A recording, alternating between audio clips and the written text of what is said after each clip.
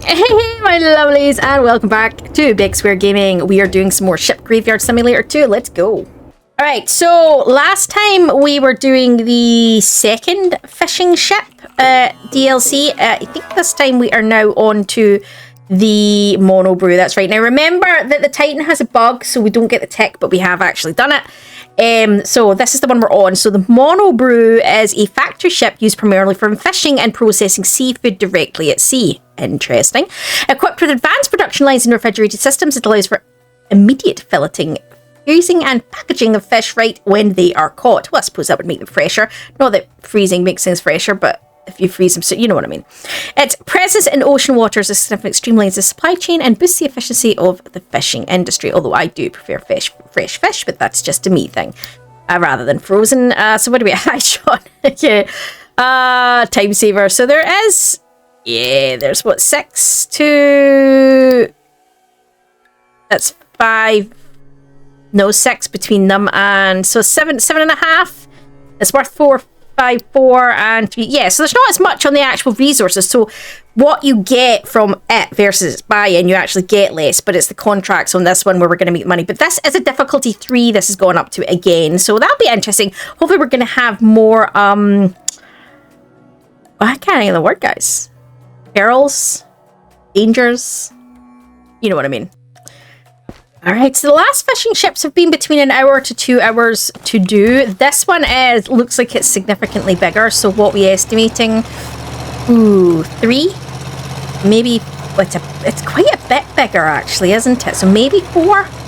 Let's go with 3. Let's be stupidly optimistic, right? Let's go with stupid optimistic. I love that. Yeah, let's go with that. Let's go with that. Right, so we're on, we're gonna go with 3 hours. Let's get a nice view of this as a whole so we can appreciate it. I'm going to back up a bit.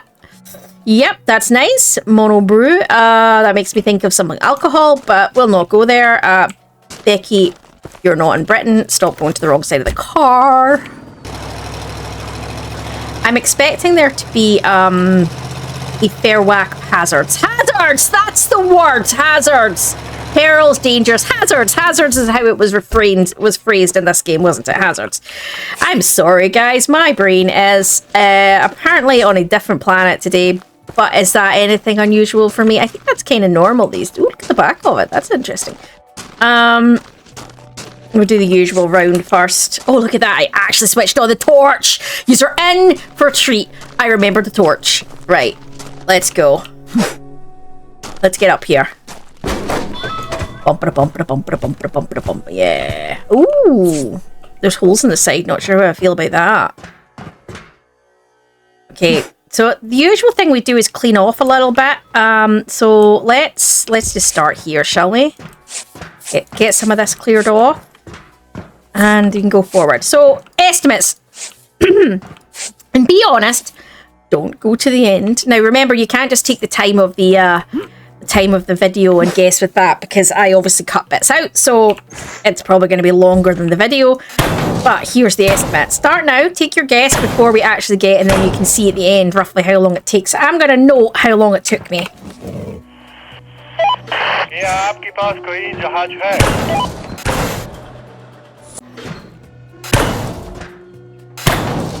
So let's get this out.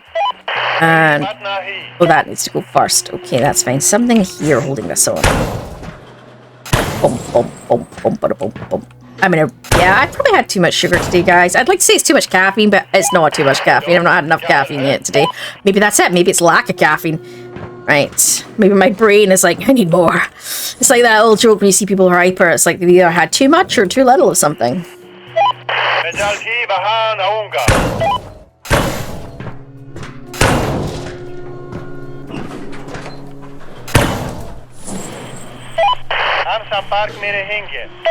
Really? Really?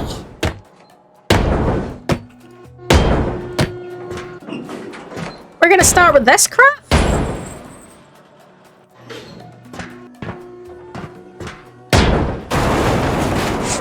I'm gonna let it out.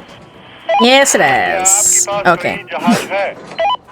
The usual trick for me is straight up, right? So let's go straight up. No. Right. just jump right back off, Becky. That works beautifully as well. I just can't. I've never been able to get my head around some of the movements in this game. Right.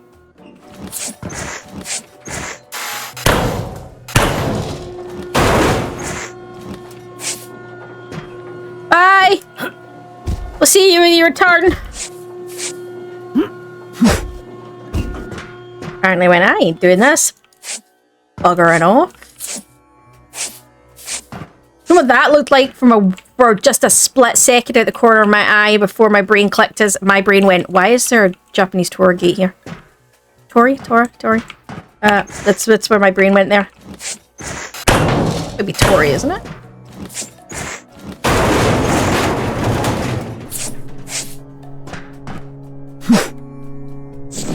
Right.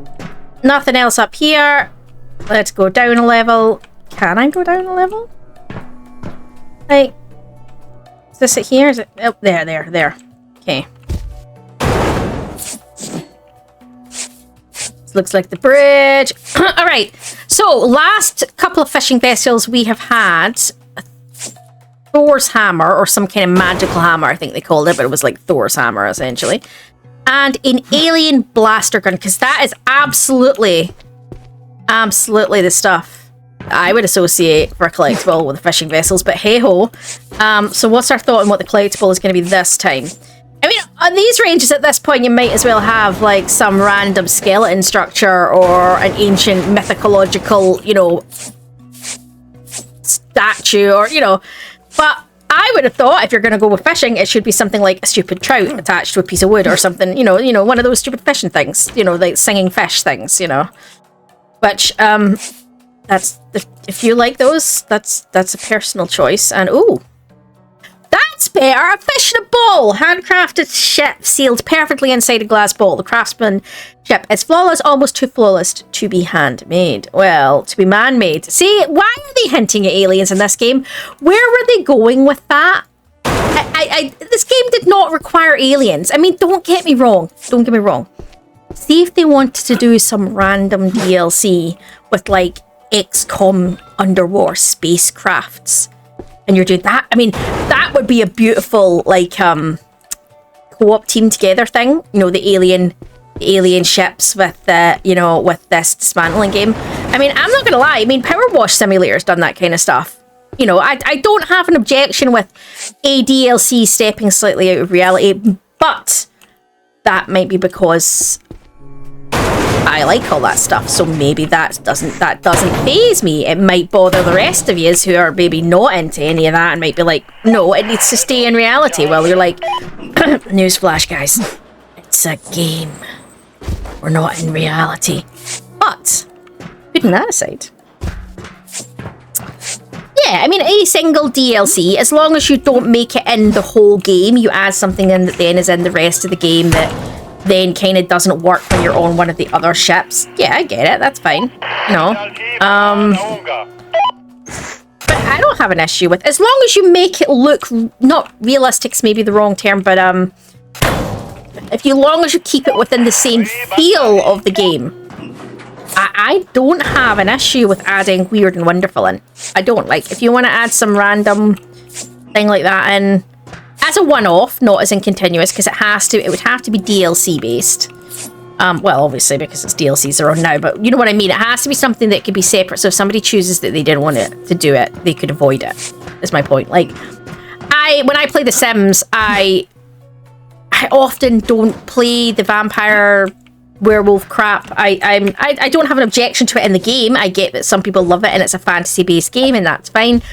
I play The Sims for in a way a touch of reality. It's a life simulator. That's what I like, and these kind of things are not in life, so I don't tend to. I have the DLCs that have them, but I don't tend to use them. I tend to remove those characters from my neighborhoods, or you can actually turn them off, I think, in the settings if memory serves. And yeah, so I don't tend to use them, and that's just because it's not for me for that particular game. Now, I really like Vampire Masquerade. There is, I think, one of the old ones from like the 90s game that is fantastic. I'm not saying I don't like vampires and werewolves and all that stuff. In fact, you know, I love D&D and all these other things. So that's the concept of them. No, doesn't bother me at all. Love them. But in that particular game, I'm not interested in them. So you need to have the ability to remove it or simply not buy it if you like. So if you're going to add something like weird and wonderful spaceships into this game, or, you know, undersea ships into this game, then you need to add in the ability to... But that would be cool if they did do something like a collaboration with the people who made XCOM, and, you know, because I know XCOM was remade, what, about another... I know it's been about another 10 years now since that remake. I love the fact that the remake is now old. But I am old enough to remember the other one. And I think even the other one might have been a remake of one of them. So, yeah. But you get my thought process. Like, it depends on your view of the game. Like, some people will be like, no, you can't add that in. But if you do it in the right style so it fits with the game, I would be fine.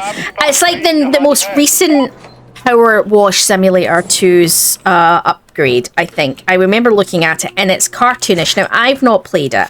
I've not done any of this. So I've got it, but I haven't played it yet. But I was talking to a family member, and they said that they don't like it because it goes into this realm of cartoonish, and it doesn't fit. And now I know Power Wash Simulator is cartoonish, but beyond that, it doesn't... The fit of the cartoon style doesn't fit with the cartoon style of the game. And that's what they're saying, is it doesn't feel right. It's not, they don't like that DLC, and they're like, I wish I had bought it. And again, I get that, and it's like, well... From that perspective, I can see, and when I went and had I haven't got it, so I went and had a look at it. I sort of went on to the system and had a look to see what she was talking about. And I agreed with her. I was like, I don't know if I'd play that. That looks a bit kind of, it's a bit like some of the expansions they did in the initial one. So in the initial Power Wash Simulator, they added in like Warhammer one. Now, don't get me wrong, Warhammer's awesome. And I get that it was a nice thought, and it looked kind of cool, but I don't know, the way they didn't just it fit better than that cartoon crap did. But I think you know, if you're gonna do it, you have to keep it in the same stylization as the game. If you change the stylization of the game, you change it. And I think so, as long as you're staying in the same stylization as this game, I don't think it's a big issue.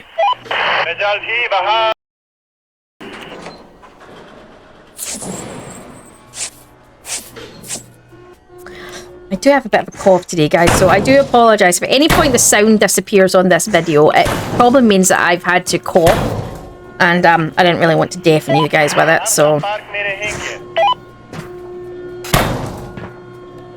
It just started last night. I couldn't sleep last night because I had pressure down my sinuses and it was driving me crazy. So normally a lot of the time when I have insomnia, I couldn't tell you why. I just can't sleep. Last night I knew exactly why I couldn't sleep. And yeah, and I do think I'm slightly coming down with something.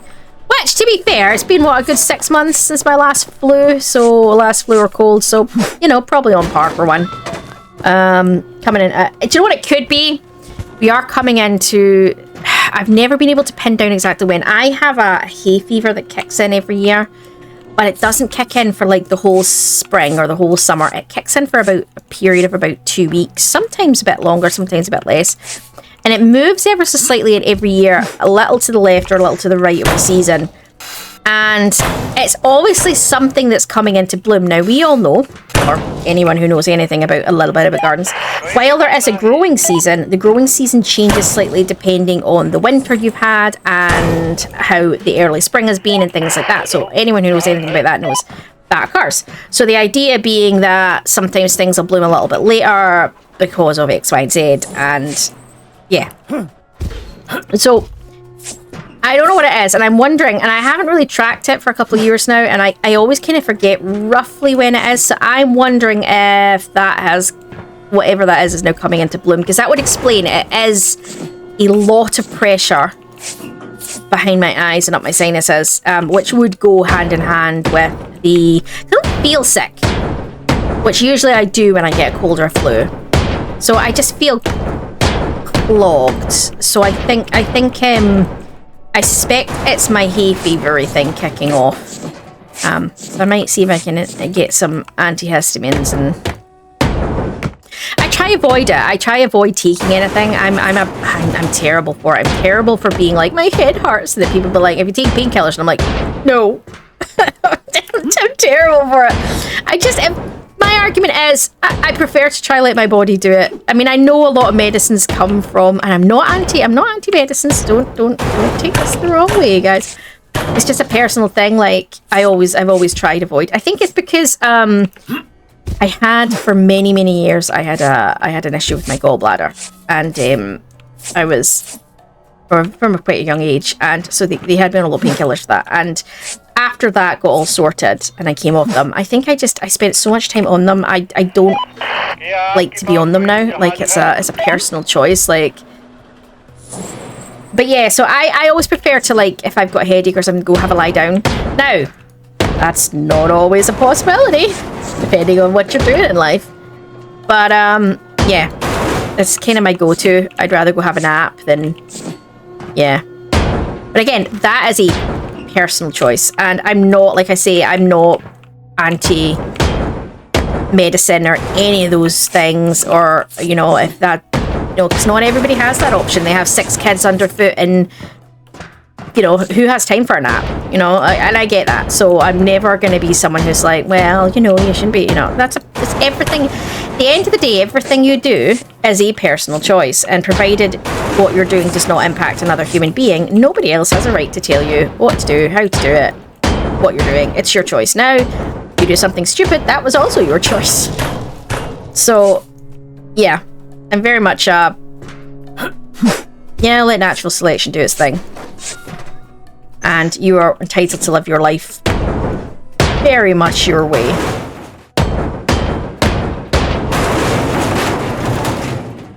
Why is that not falling?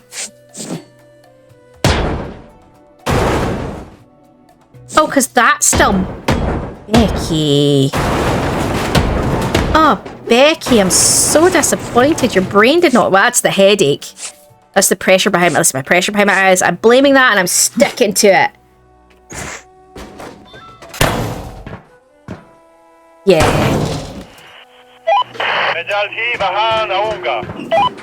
So I am sniffly, and I am coffee, and I am coughing. So coffee's a different thing, but you know what I mean. Coffee is, and I am coughing a lot. So again, apologies, guys, if any of that comes through in the video. It is what it is, and yeah, it's his life.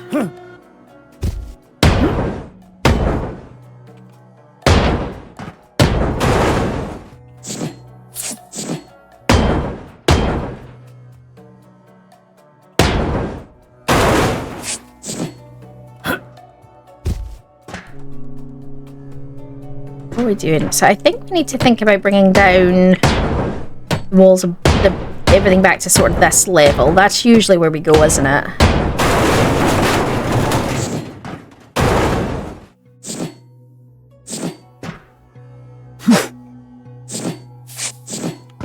I'm getting excited! This one looks like it could be interesting. So what did we say? We estimate was 3 hours.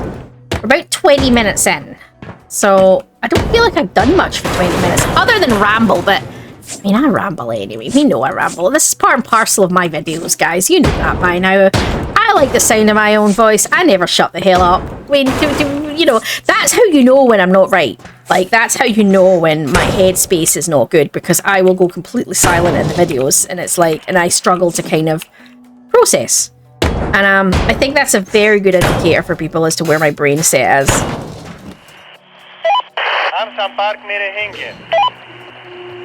My mum has always joked over the years that she can tell my mental set, because we've talked about it before. I don't hide it, guys. You know I've got a disorder and stuff. So, but my mum always tells she can tell where my head is at, my mental state is at, as in whether how balanced I'm feeling or whatever, based on how clean my house is. Because when my brain is running at full steam, it's like you can't stop me. Very OCD, everything has a place, everything has purpose. Yeah, definitely. That's kind of definitely how I run. So my mum always jokes that you can tell my mental state by how clean my house is. Because when I am running at 100%, I mean, you can imagine me, like, we talked about this before about how crazy my brain is. And so that's me sort of half and half. Can you imagine when I'm at full steam, 100% full steam? I just, whew. And people go, it's not exhausting when you're like that. Not really. Not for me. I don't find my full steam exhausting at all. I find not being at my full steam exhausting in the sense of like I want to get back to it, and it drives me crazy when I'm not at it. But all my CDs will be in a set order, all my DVDs will be in a set order, my rooms have, everything in my house has a place, everything has an organizational shelf, everything has, you know, I'm super obsessed with that kind of thing. But that's just for me, that's how my brain works. If I know where things are, when I was a kid, it wasn't as organized. When I was a kid, it was more like organized chaos. My house might have looked like, things might look like a mess, my bedroom might look like a mess, but I knew where everything is. But as an adult, I kind of moved away from the chaotic version of that into the everything needs to be in a tub that's labeled and, you know, like stream. Like one of my favorite YouTube channels to watch is, I don't know if anybody else has watched this, is the Space Maker method. Like the way she handles like organization and stuff, my brain is just like, yes, absolutely yes. You know, that's the way my brain goes, you know. And but yeah, we all have our own wee way of doing things, and yeah, so my brain 100% can appreciate that stuff. That's where my brain's at when I'm running, 100%. So like I was saying, that just means that that's what this channel is. I am a little bit crazy and a little bit mouthy, but you know what? Don't care. For want of a better, this is me. Hello. And if you're new to the channel, run. Actually, don't stay. Please do stay. But just be prepared.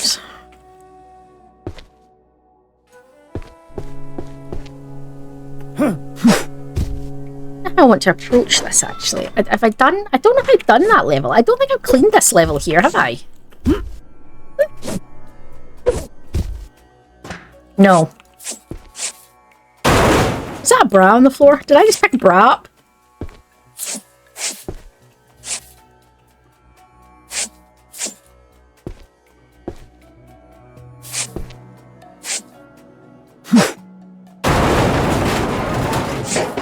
It's me where I'm trying to, I'm focused now a little bit because I'm trying to think, I'm trying to focus on space. So space, what is in the space and what is all the space accounted for and all these. Ooh. And is all the space accounted for essentially. That's kind of where my brain's at right this second. Have I not done this floor either? Oh my goodness. I didn't any of the floors.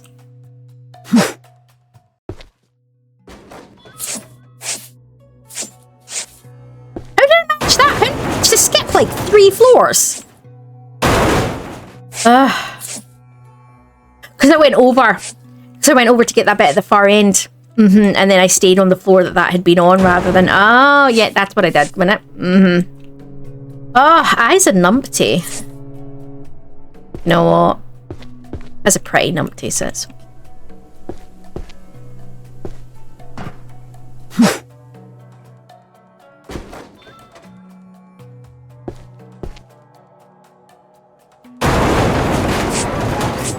all the books.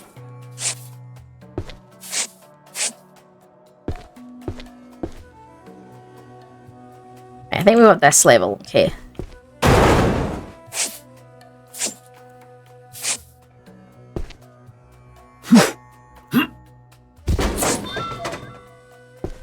Like, does anybody else like live in organized chaos? Is that like a, like, 'cause like I said, when I was a kid, that was it. I knew where everything in my bedroom was. But it just wasn't necessarily in what a standard human would call an organization. But it was organized. It was just organized in my own wee way. Which was not, was it? Which was probably, well, no, not probably. It was chaotic.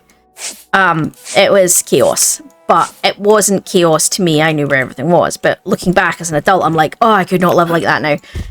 It's amazing how your brain evolves. Like your weird, your weird little way of doing stuff evolves as you get older. Yeah.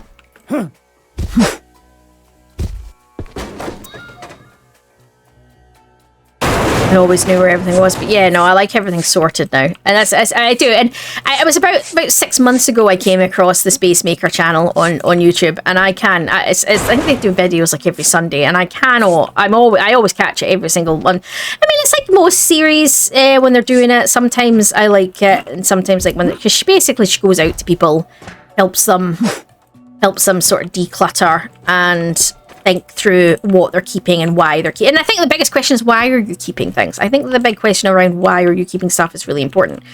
And but that comes back to something I was saying a few videos ago, wasn't it? Like when I always ask the question I always ask about anything is why are you doing something? And the same principle when you're coming to decluttering. Why are you keeping something? And there's nothing wrong. I mean, like, I think that's what I like about it, is it's a non-judgmental, non-pushy version of decluttering. If you don't want to let something go, you don't let it go, because you can do emotional damage by letting things go that you're not ready to let go of. But you do have to ask the question of, why are you holding on to it? And you don't just declutter once. You do like a pass. You do like a first pass and a second pass, then and I like it. I find it really interesting. Yeah, I do find it really interesting, and I think that's only because I'm always looking for new ways to stack things, to store things, and yeah. Our ability to fit stuff in spaces is phenomenal. But it does make you think. Like, one of the things she talks about is, like, it's about why are you holding on to it? Like, so holding on to, like, mountains and mountains of tea. Like, why are you holding on to that? Like, is it just because you bought it? And a large part of why people do hold on to stuff is either guilt, because somebody gave it to you, a gifting guilt kind of idea, and you feel like you're supposed to hold on to it. But you don't. Like, when you give somebody a gift, you don't sit and watch what they're doing with it, do you? Or at least you shouldn't be. Because the whole point is, once you gift it, it's not yours anymore, so you don't get a say in it. If somebody wants to go thanks, then put it straight in the bin. While that is rude, if you're there, it's not, there's nothing wrong with going, you know what, it's really nice that they gave me this, but once they've left, going, this is not for me, and either re-gifting it, sending it to a charity, or whatever. And I've been particularly bad for that. I found that I was particularly bad for keeping things that people gave me as gifts because they gave me it, and I felt like it was rude to get rid of them because it was a gift. Now, there's certain things I have kept over the years that I keep because I like. So what I tend to do now is, that's exactly it. Like, you might get two of the same thing at Christmas, and then you hold on to both of them. Why? You didn't need two of them. Now, it's different if it's something you can eat, or the consumables are slightly different. But if it's something that you do, like if somebody gifts you, say two people gift you, I don't know, a dehumidifier, not a dehumidifier, a diffuser. Do you really need two oil diffusers in your house? No, you might, because you might want one in your living room, one in your bedroom, and that's great. But what if you don't? What are you going to do with the other one? You're just going to put it in a cupboard? Well, one might break. And you're absolutely right. One might break. And there is a level of that. Like, I think especially from the boomer generation, the post-war generation, that waste not, want not. No, there's very much a waste not, want not. And I do think there's a level of that. Like, I think we too easily just go, I can buy another one. But at the same time, you don't really need to. And it's about space, and it's about reality. And if that first one, if you store it away and that first one then does break, will you actually remember that you have a second one, or will you end up going out and buying another one anyway? It's about being real, very realistic with yourself. Like, and I think that's a huge part of it, is about, I think about any kind of organization and sorting, is being realistic with yourself about what you're going to do and why you're going to do it. Your habits. And I think that does help a lot. And I did, and about a year ago, it was actually before I started watching that show, I actually did a massive declutter in my living space, because I bought the house of my parents, and I was moving out of so I'd originally had a flat, and then I sold the flat when the markets raised, but I was waiting for it all to crash again before I bought, so that I didn't end up buying it top end and then instantly losing equity when the market crashed. So I moved back in with my parents, but then my parents decided they wanted to move out to the country for retirement, so I bought the family home off them, and they headed out to the country, which was their dream retirement, and that was fine. So I then obviously I'd put in all my stuff in storage from when I'd had the flat. So I obviously could get everything out of storage, and I was able to move from that into the full space of the house. And it's interesting because once I was doing that, the thing is, I should have done it when I was packing up the flat, but I didn't. And I just kind of, as I was taking things out, I was looking at all the ornaments and stuff I'd had and things that people had given me over the years. And I genuinely found myself going, why do I keep that? Like, because obviously I had the space now. I had all the space to display it. And I was like, I don't even like it. Why am I keeping it? And I was keeping it because, you know, somebody had given it to me at some point or another, and I felt bad. And I was like, no, this is stupid. I was like, because I harp on my mum all the time about when she was packing up the house about why was she keeping things, and, you know, was she keeping it because it was sentimental and it genuinely meant something to her? Because there's nothing wrong with that. Like, you can have stuff from 50 years ago, even if it's bagged up and out of the way, because it's sentimental and it means something to you. There's nothing wrong with that. Even if it's not on display, there's nothing wrong with having something that's sentimental and means something to you. And yeah, and then I found myself thinking, I have spent the last month or two, as Mum's been packing up the house, lecturing her on why she's keeping things. I really should be doing the same thing to myself.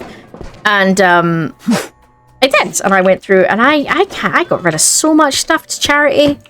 Like, I obviously send it to charity store. I don't tend to bin things, and but that was the way of looking at it. Is you need to remember that if you're someone who feels like it's a waste, well, giving it to charity is not a waste, because there's always somebody that can use these things. You know.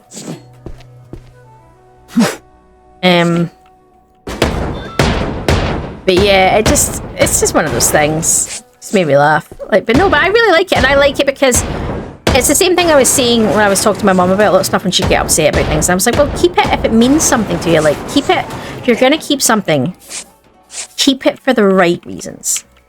There's nothing wrong with having a house full of stuff if you're keeping it for the right reasons. Now, we're not talking about hoarders here. That's a whole other ball game connected to psychological issues and other things. We're talking about standard people right now. And yeah, I mean, if it means something to you, then fine. Nothing wrong with that. I mean, I have, like, for example, when I had a big birthday, one of my big sort of turning of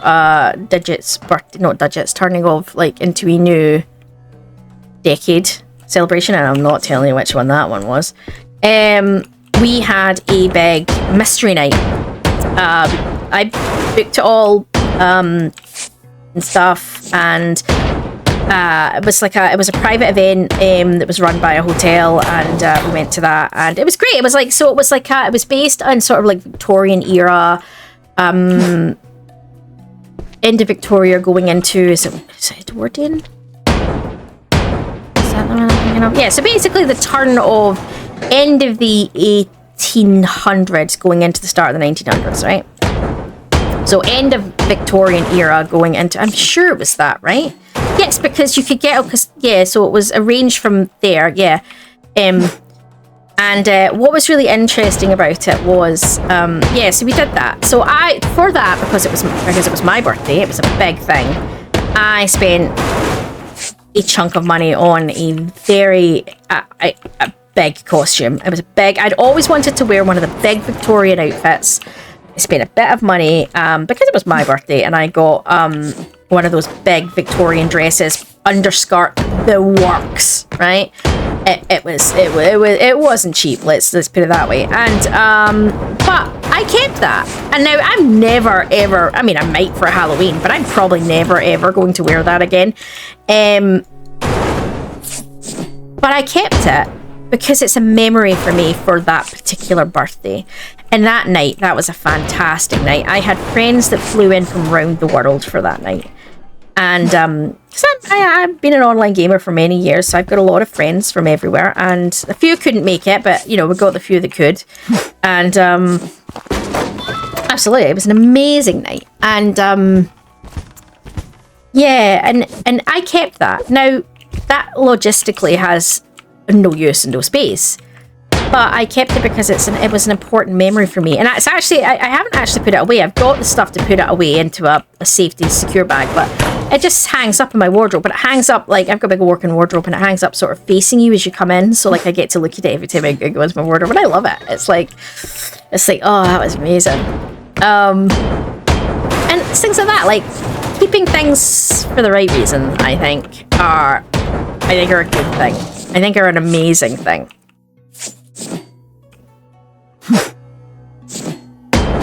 But the amount of ornaments I'd kept over the years that I actually didn't like, because somebody had given it to me over the years for a birthday or a Christmas or whatever, and then I was just like, I hate these. Why am I keeping these? They get pushed to the back of the shelf, and then all I have to do is actually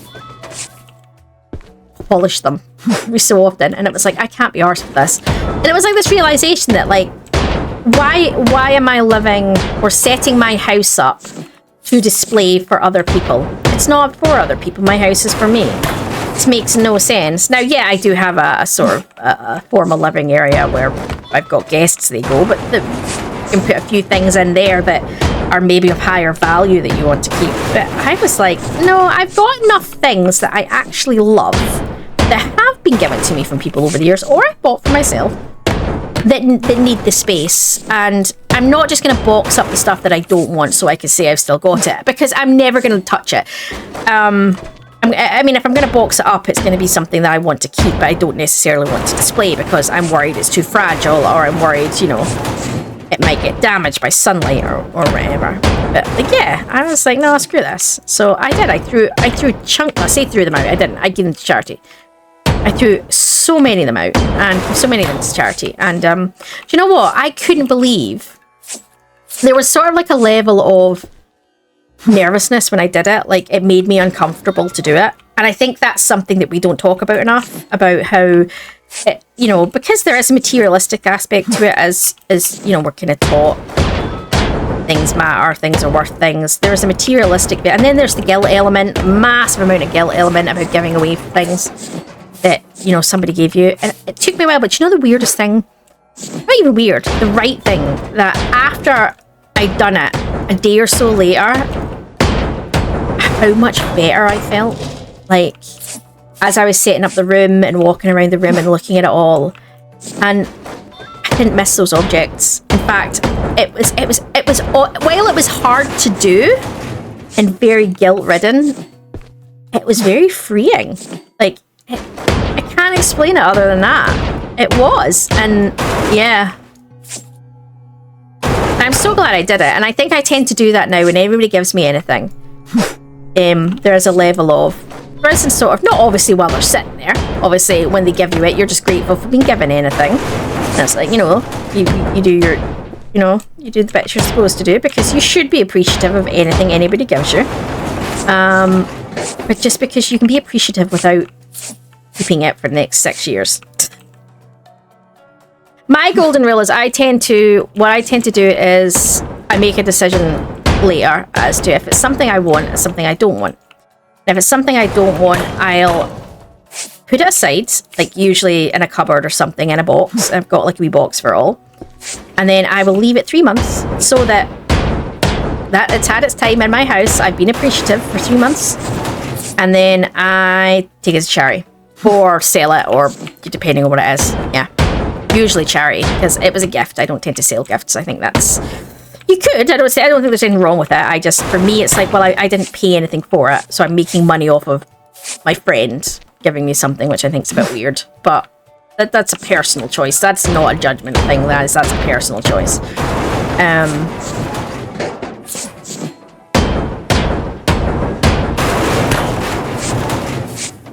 And that's kind of the way I've been approaching it. And it worked really well for me at Christmas, because I got a duplicate of something at Christmas, and I really only needed one. And don't get me wrong, both lovely, lovely gifts, lovely ideas. And one was obviously, I made a decision I was only going to keep one, and I was going to get rid of the other one. And one was obviously a higher quality one, so I kept, for obvious reasons, the higher quality one, and the other one went to charity. Brand new, not being used. You know, so it went in its box with everything that came with it. Yeah. Didn't feel bad about it. Now, you might disagree. You might be like, oh, it's a gift, you keep it. And that, I get that. That's fine. And everyone is entitled to their own opinions. But I think I kind of like that now. And that's kind of where I've gone with a lot of stuff. I'm getting super organized with everything. It's weird, though. The older I get, the more weird I get about everything has its place and everything has its purpose. And yeah. Is that an age thing? Is that an age thing or is that a me thing? Like, is that... I wonder if that's... I don't know if that's like a neurosis thing as part of my disorder. So, I don't know. Are other people like that? Do you find as you get older, the more... I've heard a lot of people say the opposite. Like, as they get older, they just stop giving a crap. And maybe it is, but that's my version of I don't give a crap in the sense of I'm done feeling guilty about stuff that I really shouldn't feel guilty about. I don't know. But I think for me, the need to be organised and for everything to have its place is definitely getting stronger as I get older. I think as well, there's a nervousness around hoarding as well. So I think the boomer generation tends to often find hoarders more in the boomer generations. And I think that's again down to post-war, you had to appreciate everything and all these other things. And I think I'm very nervous that I've seen it in some of my family members where they're not hoarders, but there's, put it politely, there's hoarding tendencies. And I'm a bit like, I don't want to end up there. So nipping it now is maybe a good thing, that I keep specific things, but everything. And I think that's another thing. Everything has its place, means I know how many of everything I've got. So I don't need to stress about buying, I don't accidentally buy more than I need because I know when I need something and when I don't. Like, I've got a box of where all the spare batteries are kept. And so I know when that's running low, when I need to get more batteries. And anytime I bring batteries into the house, they go straight into that box. I'll always know how many I have.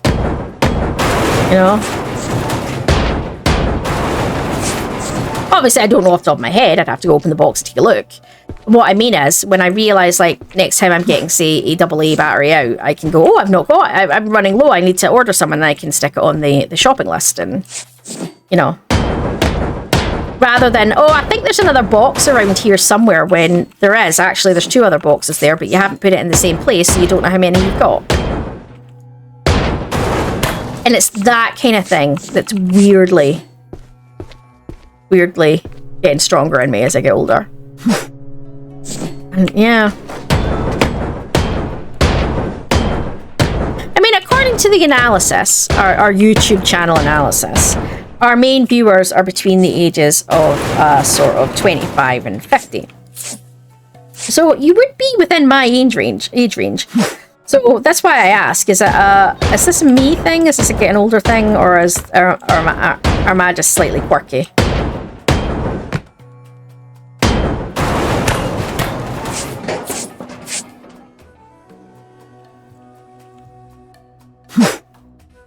Because I can't go by my sister, who's a couple of years older than me. Because she's always been a neat freak. Like, so I can't go by her. And my mum seems to be going the opposite direction. She's less organised the older she gets. As is my dad. So, I don't know, is it... I'm wondering if it's doing my... this is where I don't know if it's an age thing, a me thing, or a neurosis thing with my disorder. So, yeah, curious. Curious to know.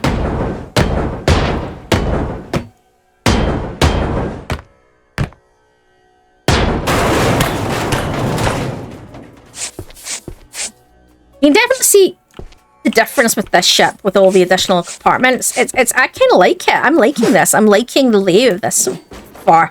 It helps if I didn't have hiccups. That would also help.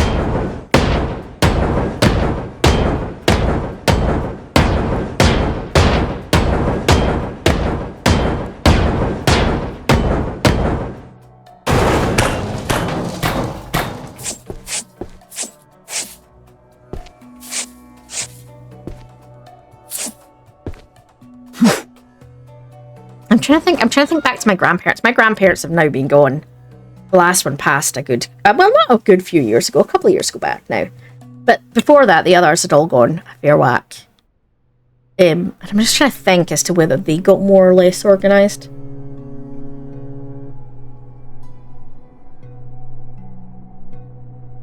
Thing is, my grandfathers went quite early, so I wouldn't have seen anything, because I mean, my first grandparent passed when I was just 17. So I'm just trying to think. But my grandmothers both lived a bit longer, but the problem was both of them ended up with dementia, so their behaviour would not have been standard human being behaviour up to the end anyway, so it's very hard to know. I think of other people I know, like older people that I know. Well, I'll say older than me. Let's say that. I don't really think there's such a thing as old, is there? I think it's relative. Like, I mean, I thought when I was a kid, people my age were ancient, you know, and now I'm like, I'm not. I still feel, and in some ways, I still feel like a kid myself. And I know I'm so not. But it's that thing, isn't it? It's like when something happens and you're like, oh, I need to look for an adult, and people are like, you are an adult, and you're like, okay, I need to look for a more adult adult than me. You know? And to be honest, I'm already at the top of that range, so it's like, I just feel like going, oh, I'm too old now. But you do, so I think age is very relative, isn't it?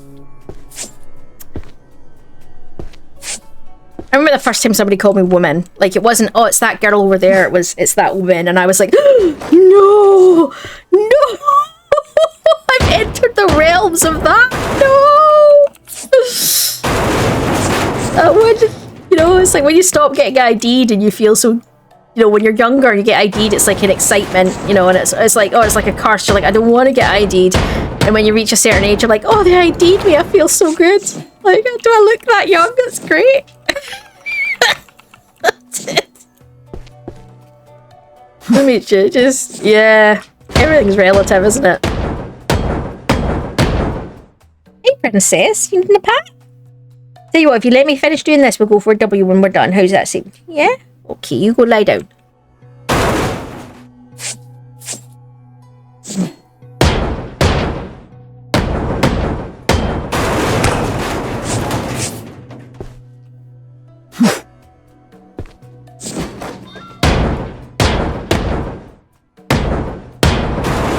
Definitely don't feel my age, but does anybody?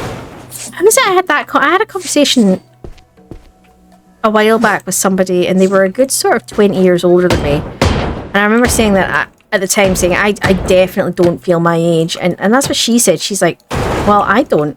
She's like, I've got 20 years than you, and I was like, that's fair. I remember thinking, does anybody ever feel their age? Do you ever really? I suppose it's just what they say, isn't it, that the heart never grows old? Not just from a love perspective, but in terms of you reach a certain age, and while certain things change, like you might get a little bit wiser, or you might get a little bit more sensible about stuff. You don't really change, do you? Once your core personality is set, that is who you are. And while things can change, as in, and your belief system can change, so whether you believe something is right or wrong can be edited, the core personality of who you are, and therefore what you run on, is set. So I suppose from that perspective, that's usually set. What did they say? They say is it 27, 20... Well, it depends. I think it depends on the person, but it's between the ages of 25 and for men anywhere up to 45, which is, yes, I know, the ongoing joke that women mature faster than men, but there's actual scientific evidence for that.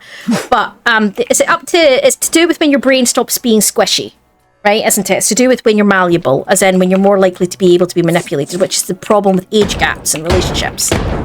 It's once you're both over 30, an age gap of any amount does not matter, because your brain is set and you are who you are, and therefore not malleable and So an age gap over a certain point doesn't matter, because the core personality is set, your core identity is set. And I think, so for women, it can happen earlier, as early as, did they say as early as 25?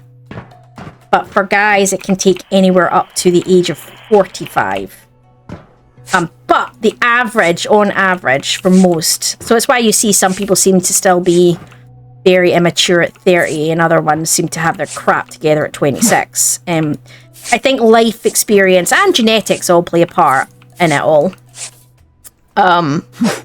Yeah, so basically, once your core pair, so about most of you don't really change after. Like I say, we're not talking about your belief structures and stuff. They can always, your ethics and morals, they can always change depending on research and your understanding, like of the world, and what's right and what's wrong can always be changed. But your core personality of who you are is set from the point you stop being malleable, which is, like you say, for most, and it's part of why I believe, you know, they say that after about 30 you stop giving a crap about what other people think, and it's more like, I'm going to do it my way, and you're less about being one of the tribe as such.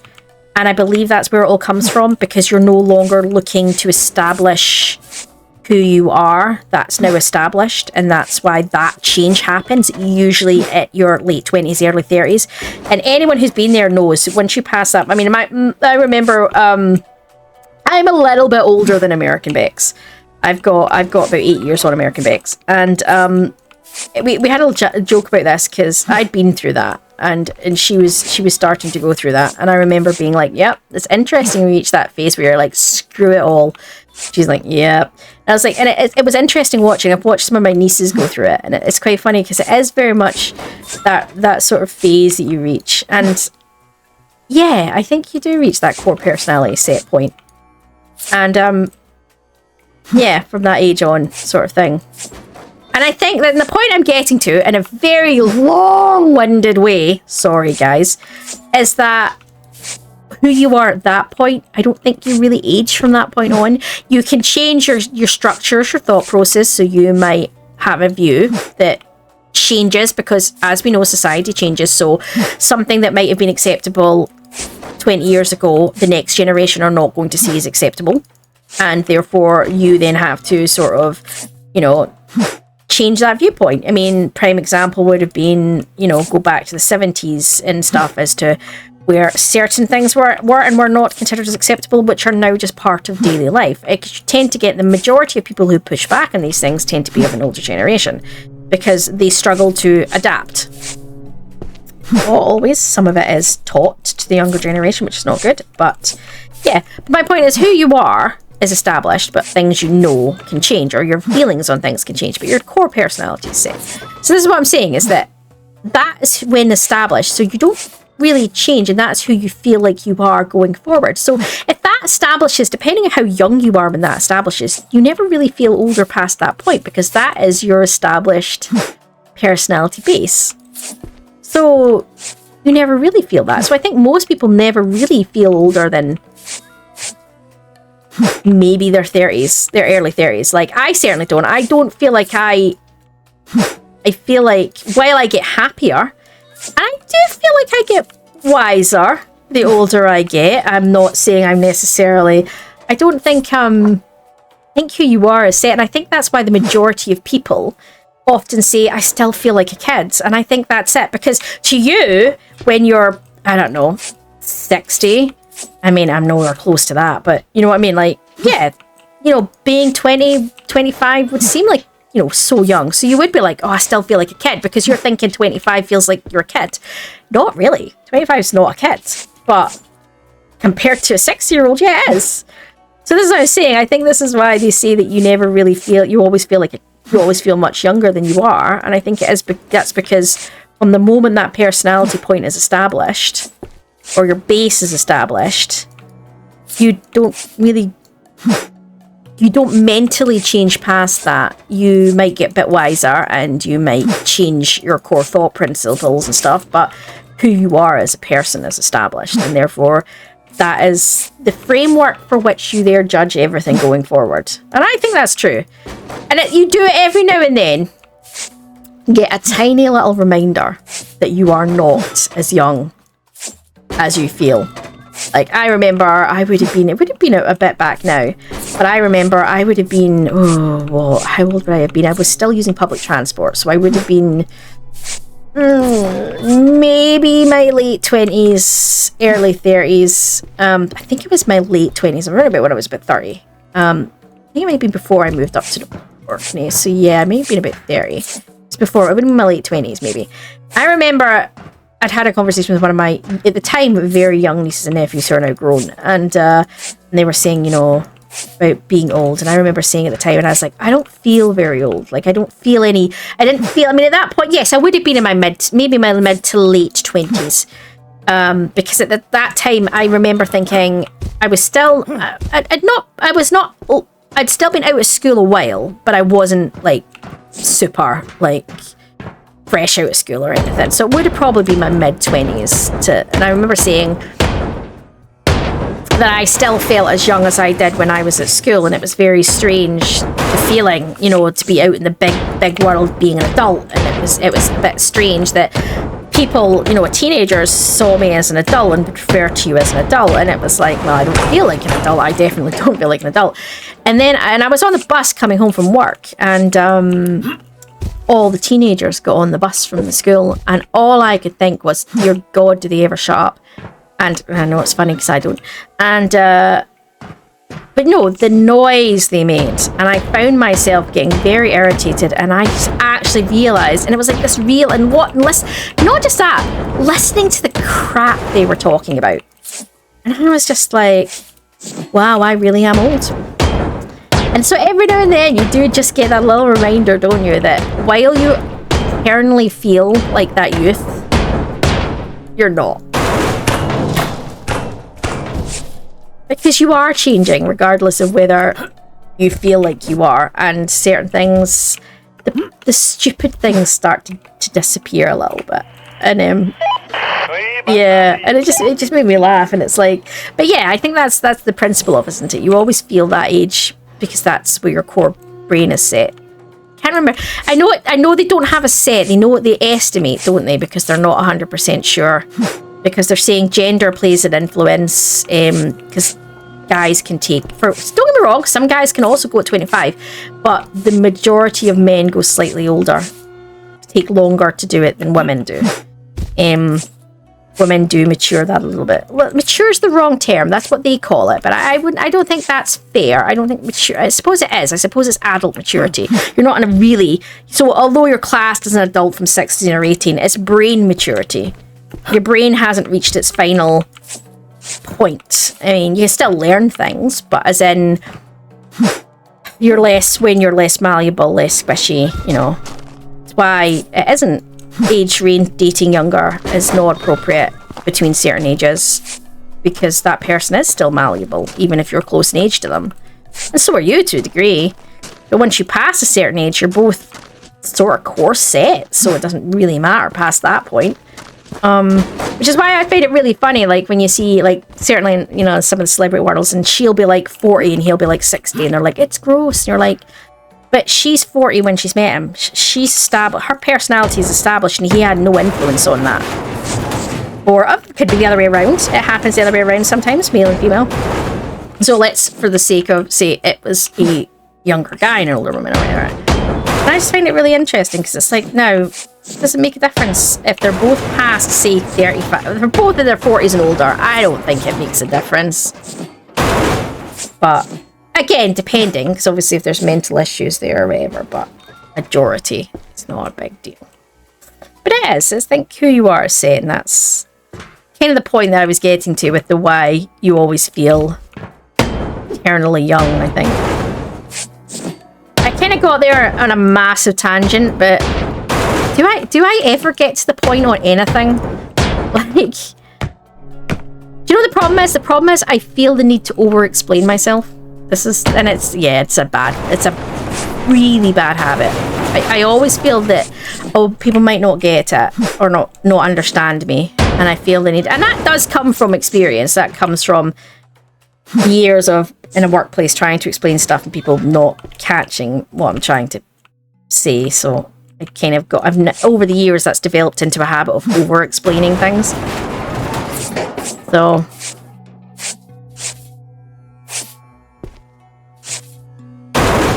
this is kind of neat. I like this. Come back to that room because that's a big one.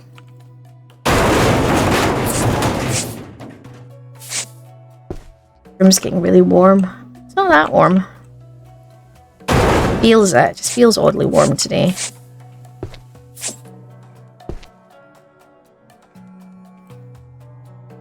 Where's the... There it is.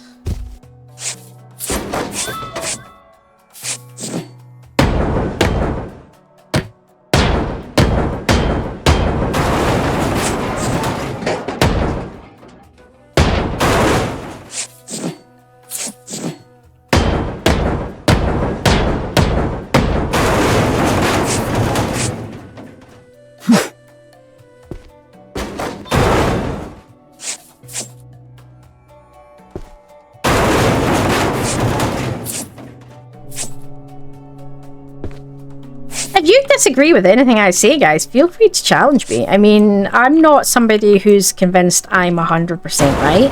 I base on my things on experience and or things that I've looked into or researched over the years. I don't exactly like write down all my sources and stuff. It's just stuff that I've read at some point and been like, that's been interesting. That is something I agree with or something I don't agree with, or sometimes, or I might be like, that's a bit of a dodgy research. I don't think I'm going to trust that. And, you know, a number of things over the years, but a lot of it is opinion.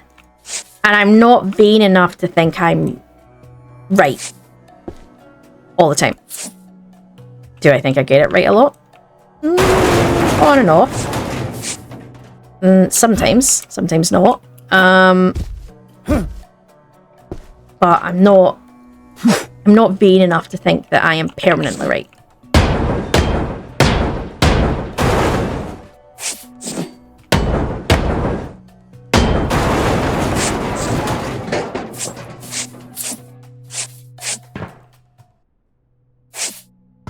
So you are allowed to challenge my thought process. But if you're going to challenge my thought process, prove why you're challenging me. Don't just say, oh, it's because of this. No. Come with facts. Come with evidence. Come with, you know.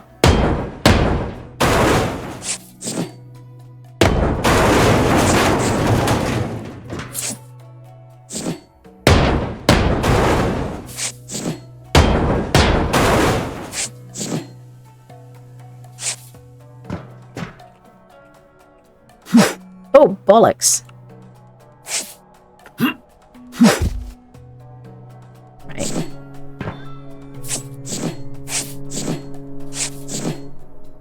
You know what I need to do?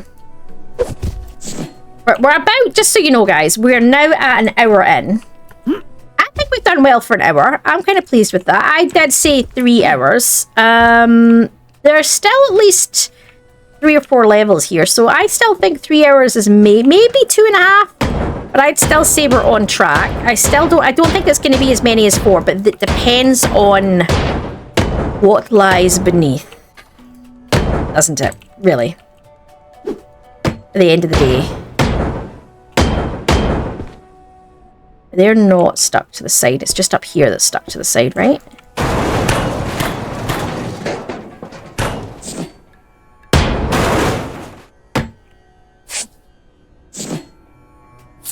I don't really need to separate this bit because this is not stuck to the sides. This bit is, so this bit does need to be separated.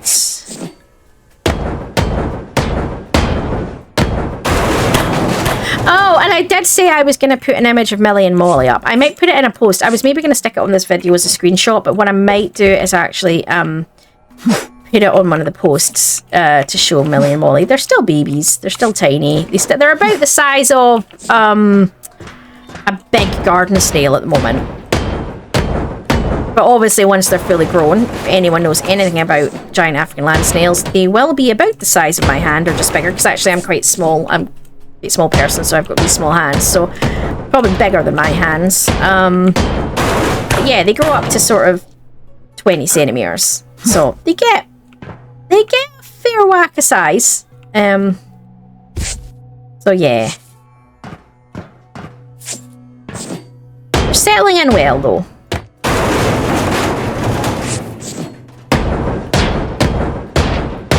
They're not going to be happy with me in about a week's time because I'm going to have to go in and change their like the substrate and all that, which means they've spent the last X number of weeks making themselves little nests, little buried holes in the substrate that they sleep in, and they're not going to be happy when I come and remove them because I'm going to have to clear out a bit like you know, hamsters and stuff. You just have to clear out all, for hamsters and stuff it's sawdust, but in this case it's substrate.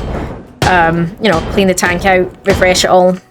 I would really love to upgrade and do like a full bio tank, where it all kind of maintains itself, but I don't have the knowledge for that yet, and I want to make sure that I can actually keep them alive to begin with before I even consider that kind of tank, because that is pretty advanced, and I am new to keeping snails. To be honest, I'm pretty new to any kind of exotic pet, so yeah.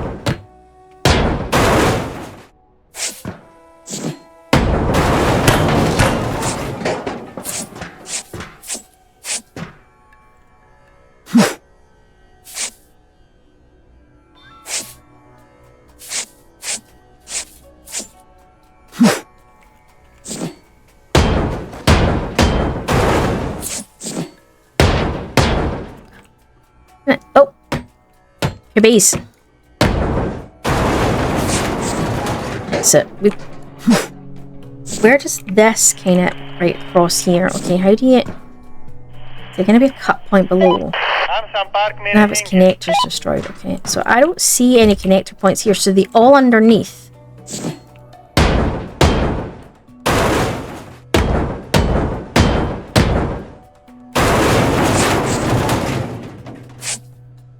Well, that's the galley. Which will go through to this big ass dining space. Yeah, it is. Okay.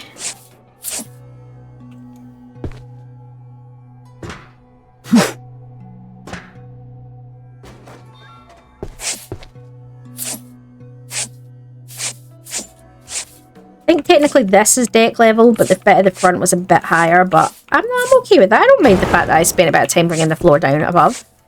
I'm not in any rush for this one. Could I be doing it faster? Probably. There's probably a definite there. I like the health and safety and stuff, the first aid stuff that they've added. That's a nice, you know, that to me is a nice touch that they've added into these ones. Is things like the sign, the modern signage on the doors, like the fire safety doors, and that. I really like that as a touch for these. That to me raises the level of realism on the ships, and it actually makes it feel more genuine. That sounds so stupid, but it does for me. I don't know how other people like that. Just having like the approval personal protective equipment, and you know, it just raises the level that just makes it feel a little bit more real for me. I don't know if that's the same for everybody, but it's how it makes it feel for me. And more relatable. Because for most of us, those are the kind of, you know, if you're not working, you know, if you're not someone who permanently works from home, although I do regularly, it's realistic in the sense of when you are in an office, these are similar signs that you see. I mean, not just offices, building sites, and so yeah, I think there's makes it just feel a touch more real as well, which I think is nice. Obviously, I appreciate that some of the ships are based on much older designs, and some of these would not have been around in, you know, earlier time periods, but yeah, it makes them just feel more realistic. I kind of like that, I'm not gonna lie, I do.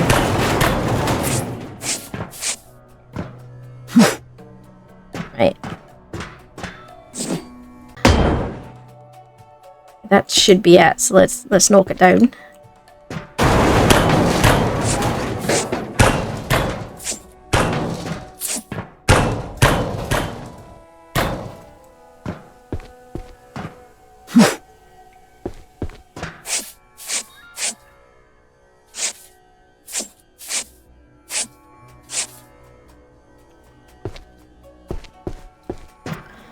Get some of this cleared up. I mean, I've not searched all the rooms yet, but I'm just doing the bit that I can do. Makes it easier to kind of do bits as I go. So this is more, looks like this is more genuinely the deck level, so that might have been upper deck, this is the deck, so you can get this bit, because you can see that that doesn't attach at the sides there, but it does here, so you can get it back to this level, then that would be when you start running back and forth and cutting things back, so yeah. This is my process.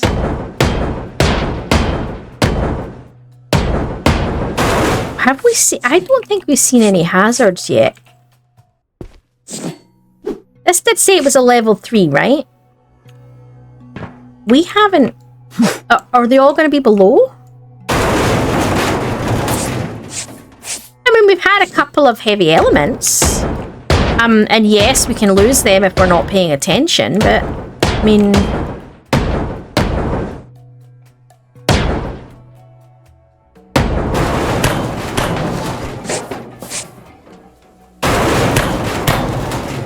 I wouldn't say we've had anything yet that's made me go, what? Why is this a level 3? I might regret that statement. I'm probably gonna regret that statement.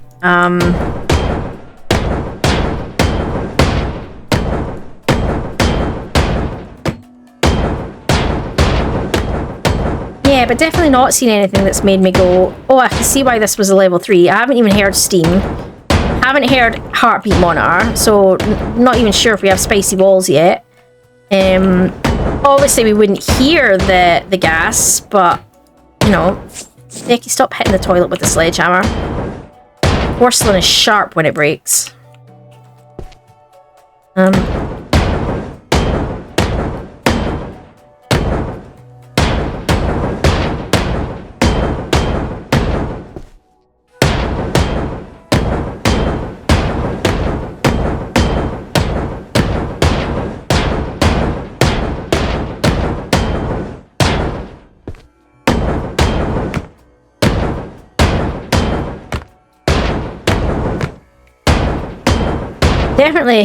Definitely something going on with me, because I'm sitting here with my mouth open because I can't breathe through my nose, so there's definitely something, whether it be cold or whether it's this hay fever or whatever it is, something is definitely going on with me. I can breathe through my nose, but it's strained, so I think when I'm sort of going into, my brain's going into automatic mode, I'm finding my mouth just sitting open, and I think it's obviously an easier way to breathe at the moment, so...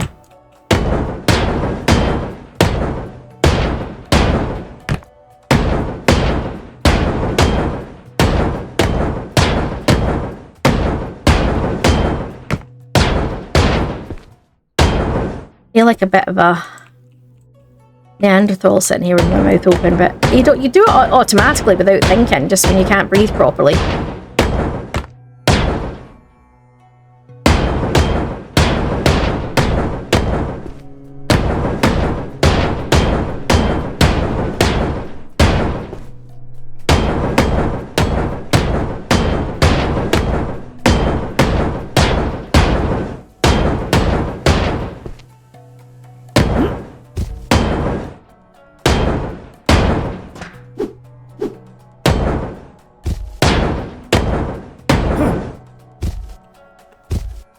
All that all the way down there. Okay.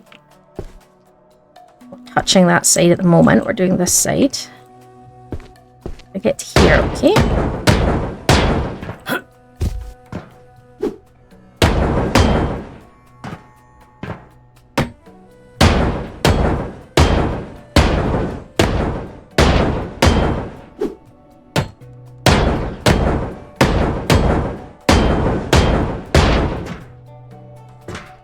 I will have missed bolts. There's no way I won't have missed bolts, but I'm just doing my best to get as many of them as I can.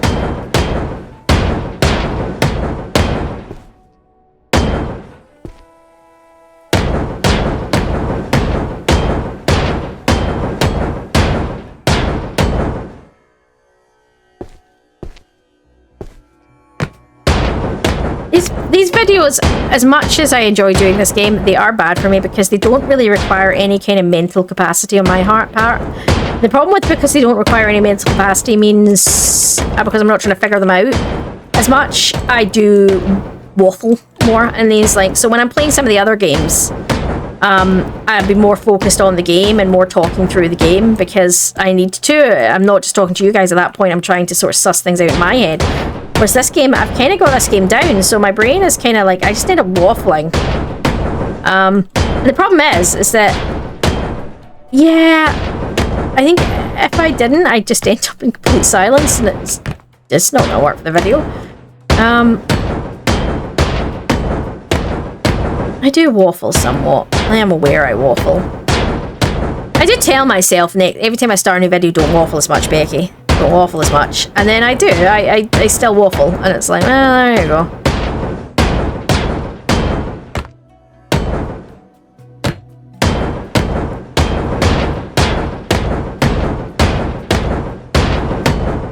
Like, nobody cares what you think. But, you know, screw it. Okay, this should be all that side. Now, whether it plays nice and goes is another question, because I probably missed some.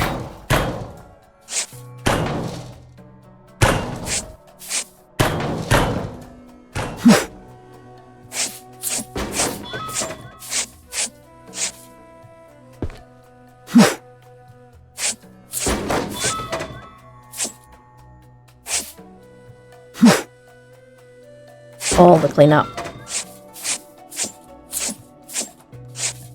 I kind of like doing it that way, where you kind of run along and just release all the bolts, then kick it all off in one go. I don't know why I do. It's just really satisfying.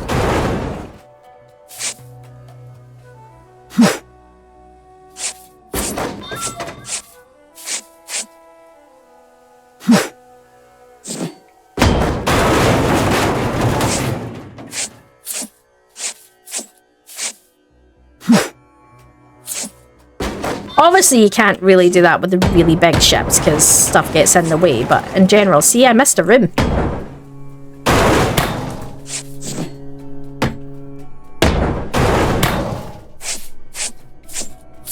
I did say I would have missed some.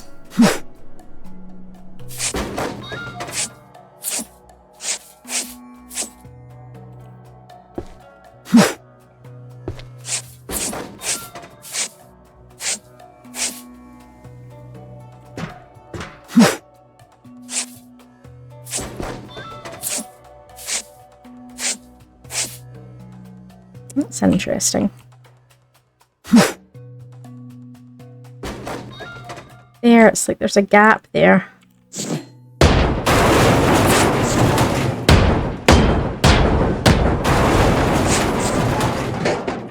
Interesting.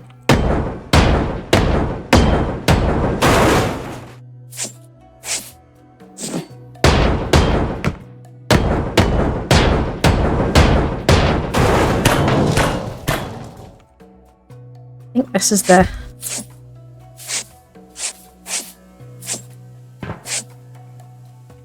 Go all the way down. Yes, it does. Okay.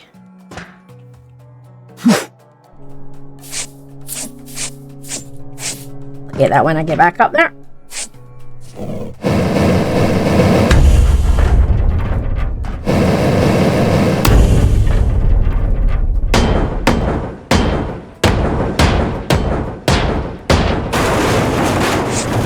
Is this the base? Or we got another layer?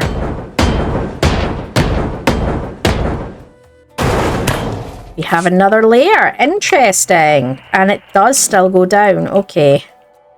Right, so we can't get that out because there's things there that will drop. So we're going to have to do this a different way than we normally would. I could maybe do it from the back forward. And let's finish dropping these walls so that we've got this all back to this level.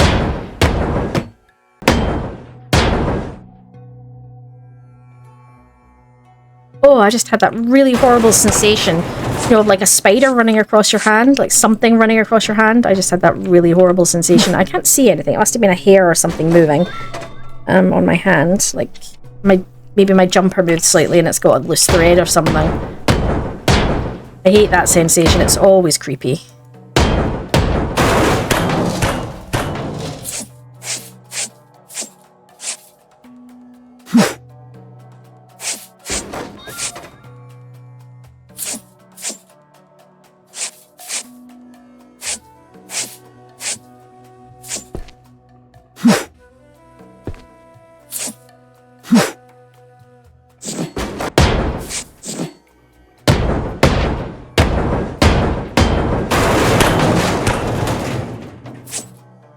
There we go. I was just thinking there about, I was saying, you know, obviously I had that feeling of something running across my hand. I think that creeps me out a bit more because I've had the opposite happen where something runs across you and you don't feel it. I might have told the story before, but I don't know if I did. We were all sitting watching Inception. We'd all come round to my mum's house. We were all sitting watching Inception, and I was curled up on the sofa. And we were in the dark. We turned the lights down, and we were watching in the dark in the living room. And we could hear the cat bombing around in the living room and didn't think much of it. There was 2 cats at the time, didn't think anything of it. And we just figured that they were, you know, cat zoomies. It was fine. And then part of the way through the movie, I felt the cat against my feet, but I didn't think anything of it. And then I went to shuffle my position, so I was moving my hands down to do so, and I put my hands into my lap, and my hand went onto something furry. And, okay, no, that sounded dodgy, but I didn't mean it to. And, yes, I squealed and jumped up. There was something on my thigh. And as the lights came on, it was basically, because I kind of half had it in my hand, it was still half in my lap. I kind of pinned it there, but I kind of went into shock and stopped moving. It was a mouse. So the cats had brought a mouse in, because we live on the edge of the country. The cats had brought the mouse in, and that's what they were chasing around the living room, was a mouse. We couldn't see that, obviously, in the dark. And it had obviously crawled up I was wearing jeans, it obviously crawled up my leg to hide from them. The cats couldn't find it, and it was sitting absolutely not moving in the dark on my lap. And I obviously, when I moved and I put my hand down, my hand went straight onto the mouse, and I screamed. I shot up, the lights went on, everything was like, I was traumatized. Like, I was properly shaking and squealing and crying. Now here's the thing, I'm not frightened of mice. I'm not. I find mice very cute. It was not about the fact that I put my hand on a mouse, a wild mouse or otherwise. It was the fact that my hand went down onto my lap, and I'd been sitting in a space that was very safe, i.e. my parents' living room, and I should have felt safe, and I put my hands onto something that should not have been there. And it was like my whole reality shifted in a second. And it was very, very frightening. Like I say, nothing to do with it being a mouse. Like, I'm fine. I will hold mice. Mice don't frighten me. It was not because it was a mouse. It was because of the situation. Yeah, and I think because of that now, anytime I get that sensation of something running over me, it's kind of like I get a slightly bigger fright from it. Because of that day. In the sense, I know that doesn't make sense because you didn't feel it that day, but that's exactly the point. I didn't feel it, and it was there. So now when I think I feel something, I kind of freak out a little bit, and it's like, yeah.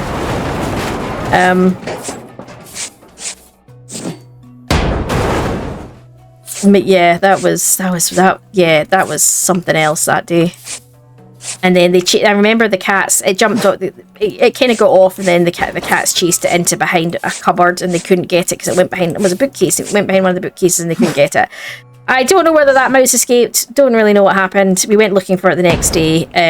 We didn't want to be moving furniture around at 10 o'clock at night, disturbing the neighbours, so, you know, but yeah. And every time I get that sensation, funnily enough, that crosses my mind that time I put my hand down and onto the mouse. And do you know what I do remember? I remember, and it's quite funny because when I look back now, I feel like that it feels like an overreaction. But I remember talking to my mum about it a few years later, and she said it wasn't an overreaction. It was shock. I went into shock because, yeah. It just shouldn't have happened, and it sounds so silly, but like I did. I mean, and I wasn't a kid. I was early 20s, maybe mid 20s. But yeah, it has had a knock-on effect. It's so weird, but yeah.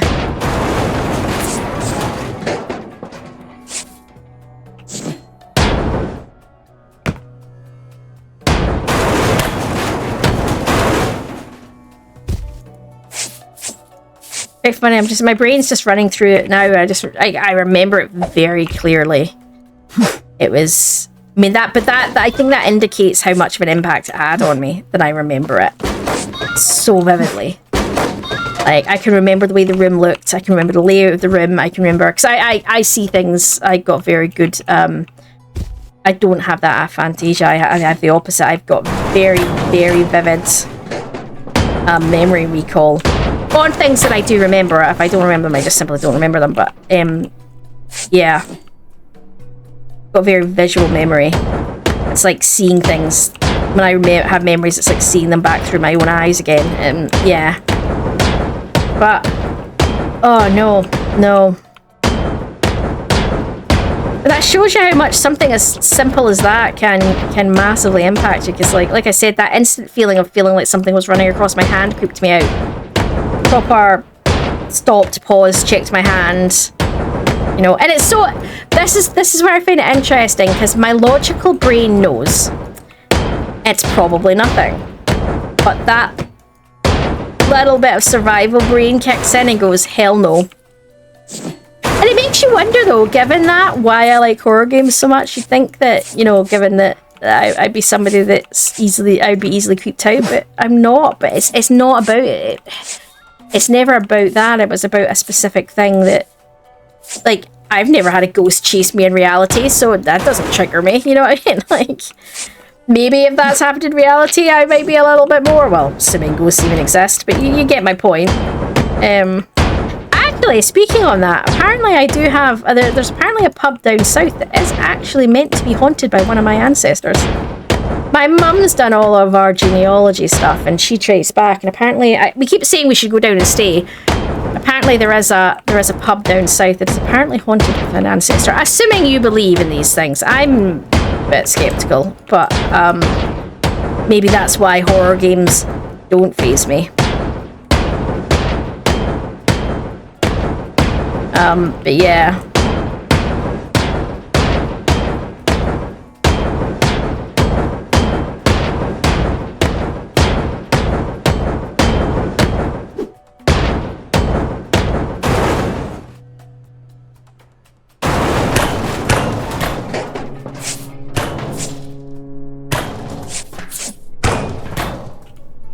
Where are we at? We're at an hour and a half, right? So we're an hour and a half in. Got the last of that top deck down, and well, the deck down, and now we are looking at what lies beneath, essentially. So it looks like there's definitely 2 more layers. I might have to do this from the back forward, because it looks like there's going to be stuff. Well, in saying that, I might be able to get that out, actually. Let's see if we can get that out, right?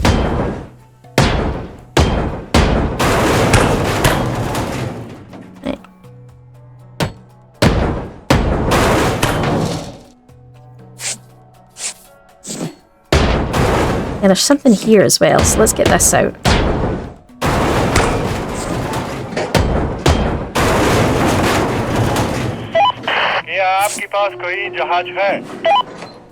Oh, I went for a massage yesterday, and my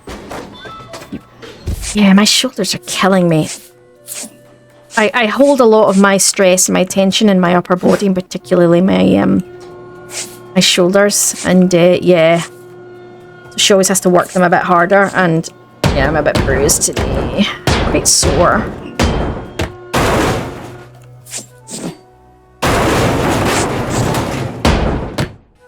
Yes, I know. Life of luxury problems. I do appreciate that, guys. You know, that I'm lucky enough to even be able to go for a massage. I do appreciate that. I'm not unaware. Very often. It's periodically when I feel like I need it.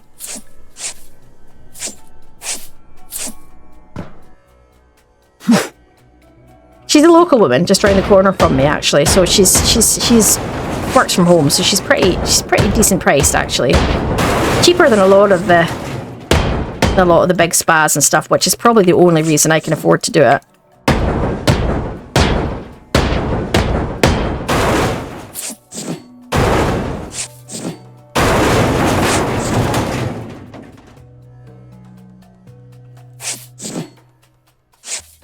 Getting into the thick of things now.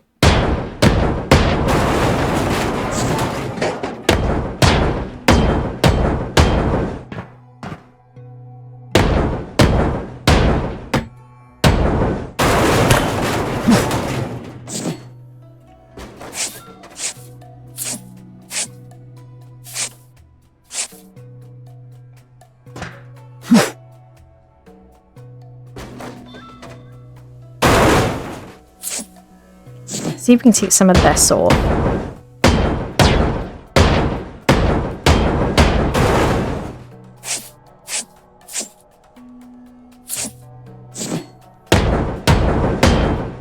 What should I get? If I can get that out, then I can get the front off, then I can do my usual, right? Saying that I've not really been having any problems. Well, I'm saying that I'm starting to, aren't I? I was going to say having problems throwing to the thing as she says that she hits the side, so yeah.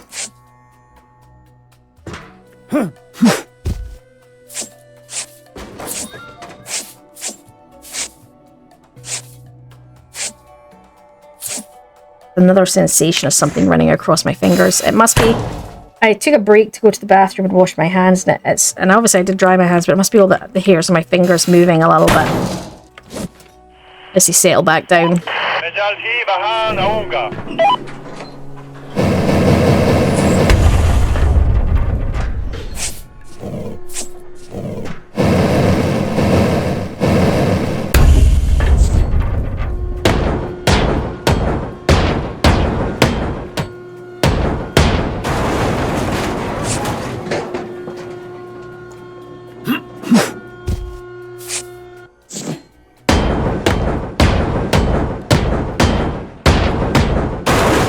Another layer. Oh, there's so many more layers. This is probably definitely at least 3 hours. I did not see that there was going to be another layer down there. I'm going to be honest.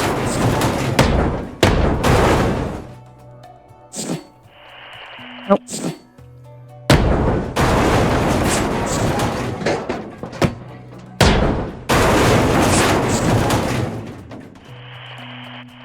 Hello. Oh, I don't know if I can take that one away. I can take this one away.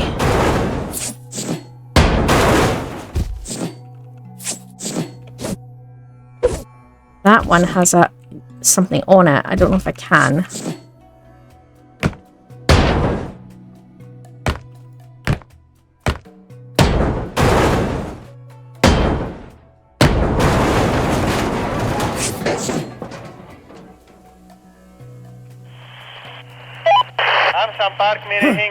Oh, for goodness sake.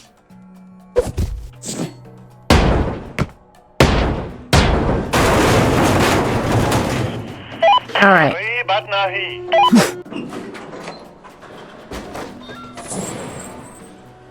Okay.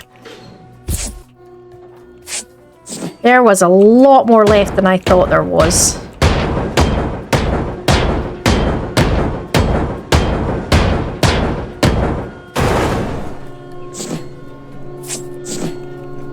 I'm feeling a bit nervous now that it's not going to be 3 hours. I feel like the ship's been deceptive as to how big it is.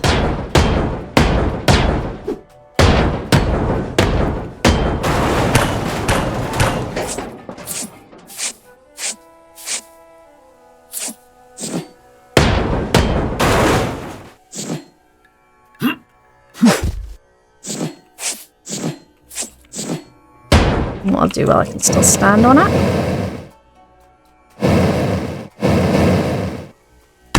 I like it when you see that, like the little weld sort of impressions. That's kind of neat.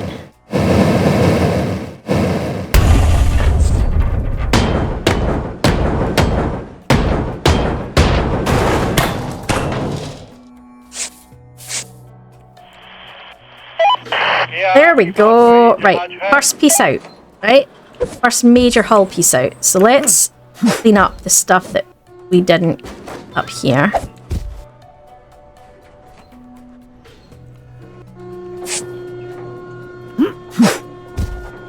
Okay.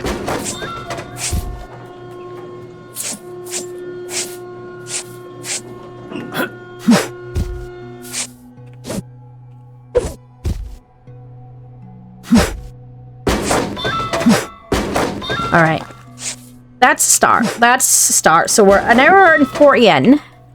We've got the front off and the deck down. So I think that's a good start. I'm happy.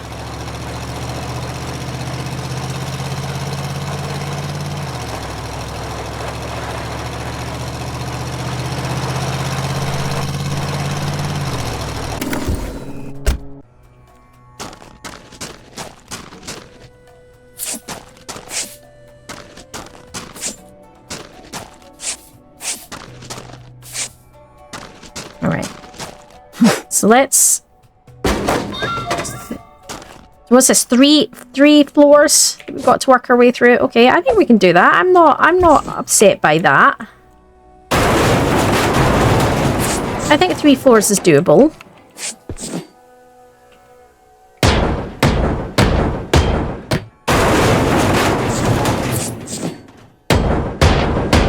Might need to do it a bit at a time, but I think it's doable. So let's try work through and clear it first, right? It's a bit tighter than the other ones, but I think we can do it.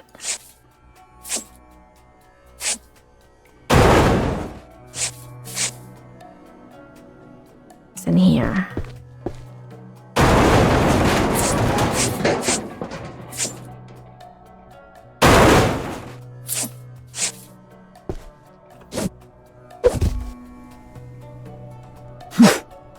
I remember that I've moved, it helps.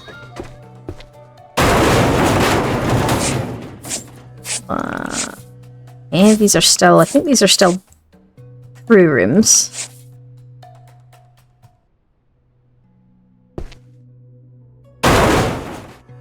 This is getting more into storagey spaces, okay.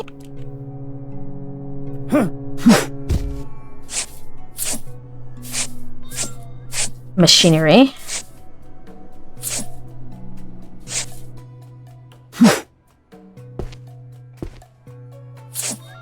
Point. Was there another cut point and I just missed it? Oh. Wait a minute, what the hell's in there? Oh, look at that.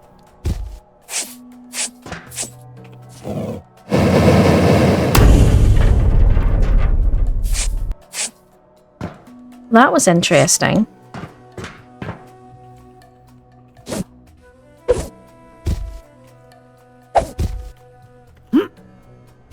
Yeah, so the cut points are behind here somewhere. Where's it run to? Let's see if we can find where it runs to. Should be here, right?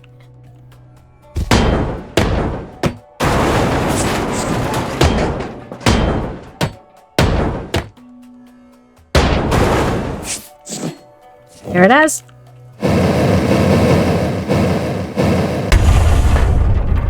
That's one side.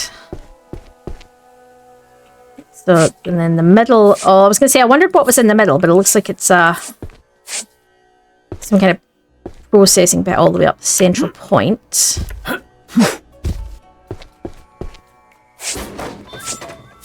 These need to come out, so let's get the roof off here, right?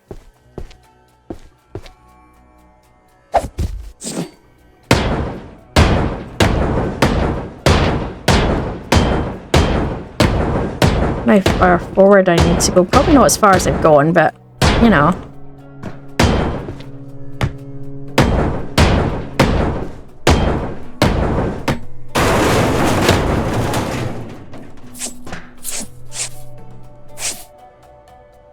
Keep going to throw to the side, because that's what I've been doing for the last hour and a half.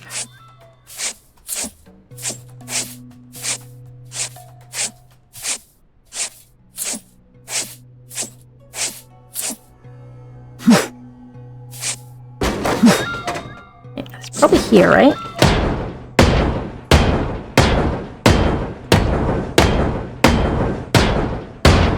Yeah, let's stick with the rim of the walls. I'm assuming that's going to be where the...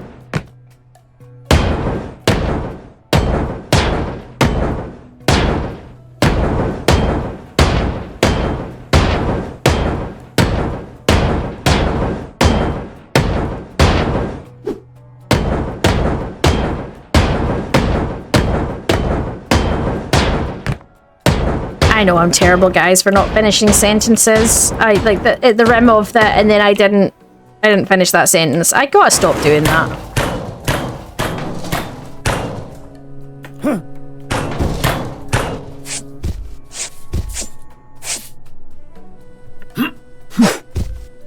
All right, no, decided it wasn't going.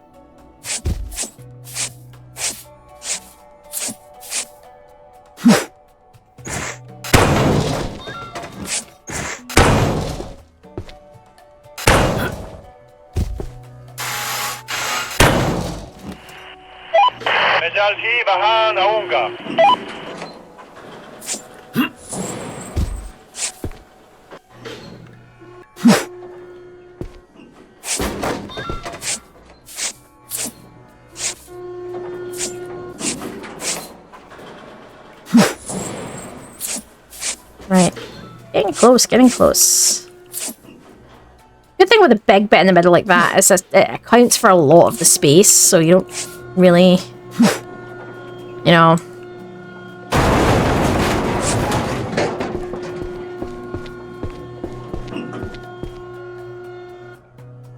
So we need to go back through this way.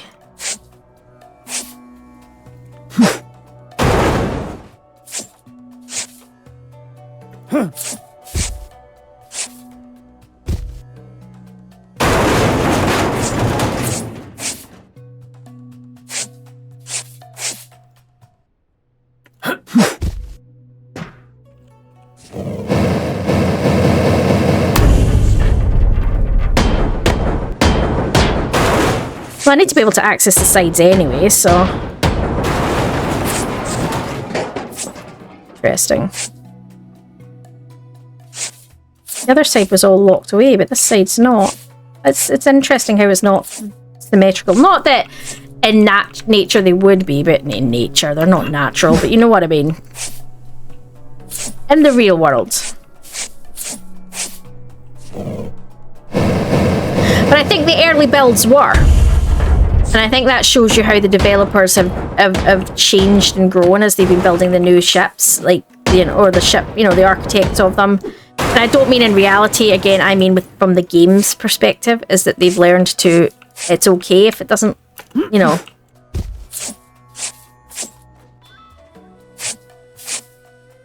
You know, it's probably more real if it isn't in a scenario.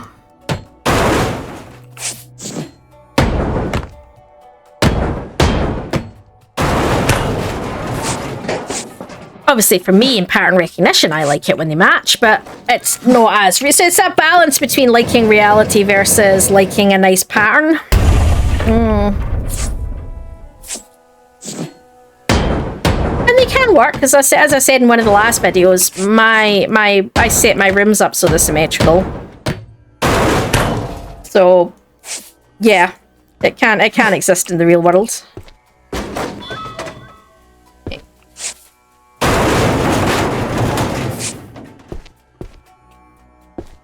So that's everything to the left. Top left, the right hand side. That goes all the way down, and that's fine. So then it's just what's through here, right? I think might be out to that hold area. It was. Okay, so I think we've accounted for this floor. Okay, so let's go down and clear, and then we can reach the sides and release.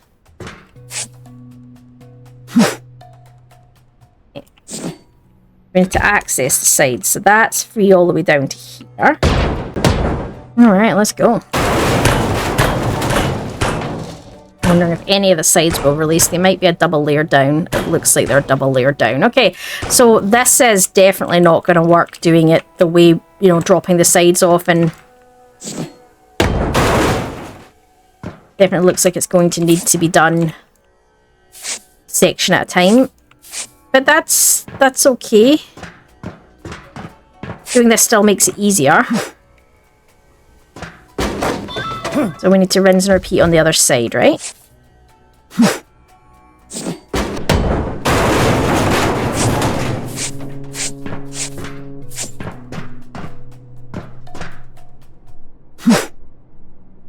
Am I the only one when you're seeing the circling birds, my brain goes, you should go look over there for a dead body? Like, is that, am I the only one who's a little bit morbid that way? Like, to me, I mean, with the exception of an evening where they do, like, we've got a whole bunch of crows nesting in the trees opposite our house. I mean, it's an entire flock. It's madness. They do what I like to call their sunset run, where they come out, they're very, very noisy, and they do like a circle around all the houses before they settle back in for the night. But other than that, the only other time you ever see, in my experience, you ever see birds circling is where food is involved, and usually food means, for a lot of birds like that, dead bodies. So, I don't know.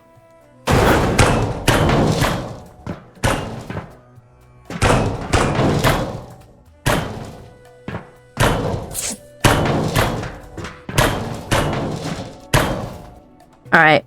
That's a good start. It's definitely a good start.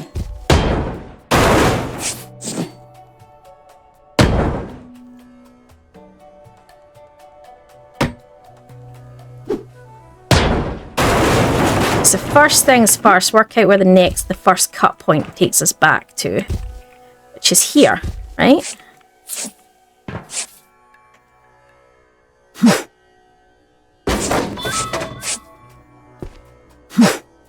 Okay. So can we drop the walls carefully here?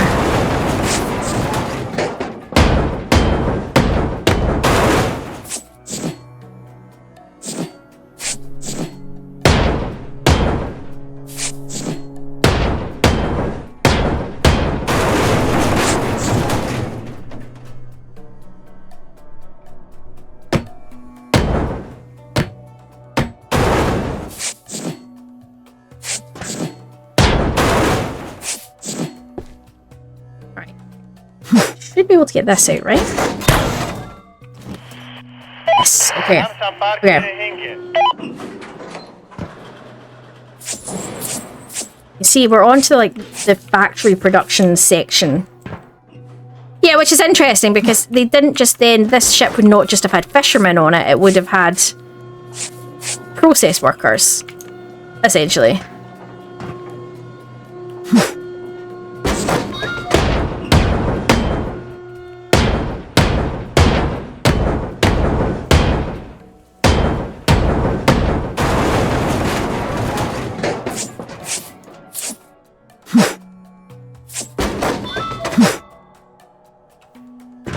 Right.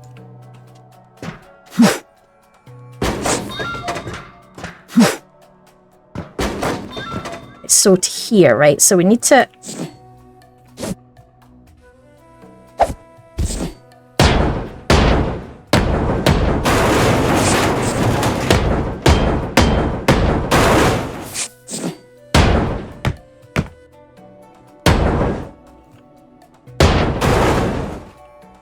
I'm wondering if... Now, there's not many floors at this level. Can we just remove the floors at this level and bring it all down, I'm wondering?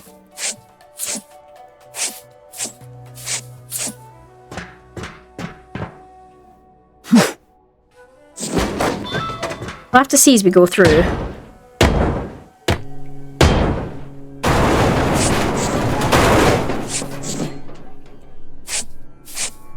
Easier once we clear some of this production stuff out. Look at that. Is that... I'm presuming this is like removable or movable like conveyor belts. Is that what we think?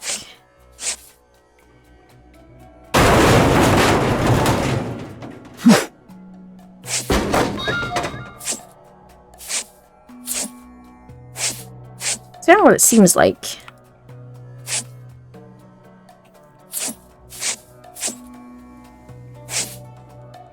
A lot of fish on the ground.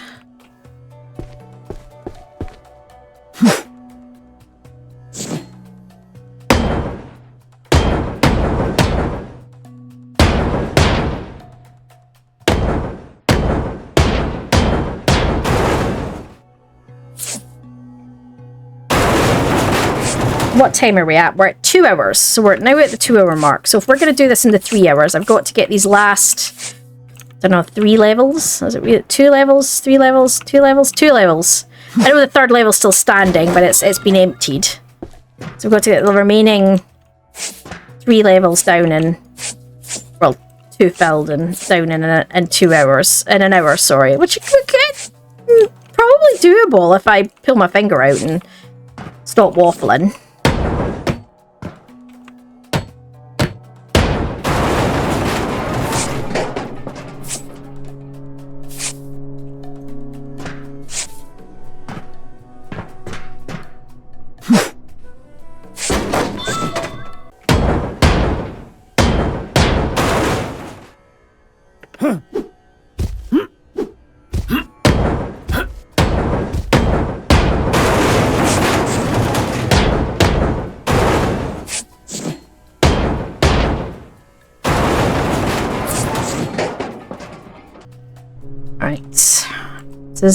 what's this gonna take to... I think maybe the bottom floor still needs to come out to release that, but that's... Maybe here?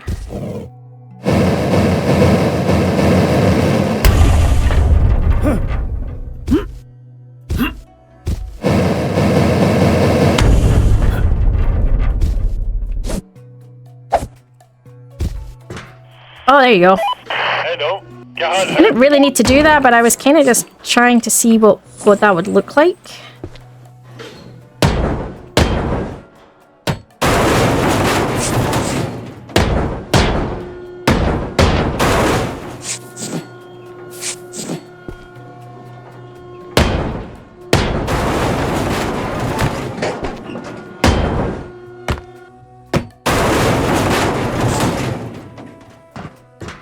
Just throw that in that general direction for the moment. I can sort that out once I get to that, once I get the floors down.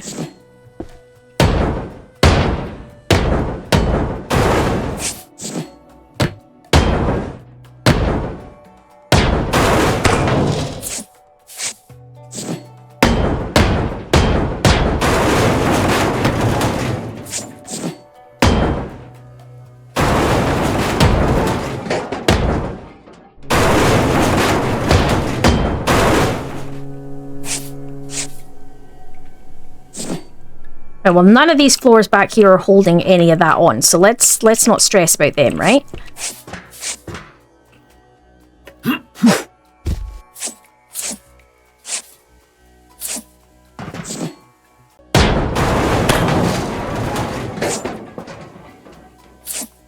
Alright, almost there, last couple, and it should bring everything down from above.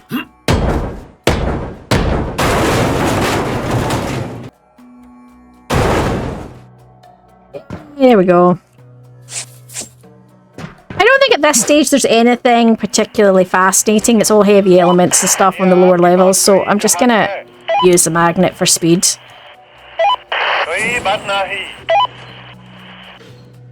Alright. We will start at the front.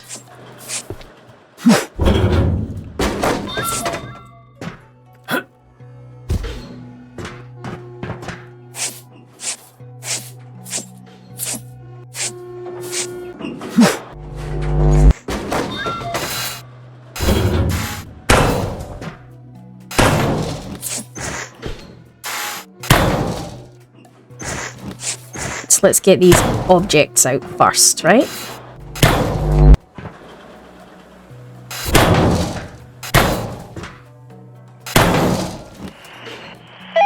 Hello, क्या हाल है? हम संपर्क में रहेंगे.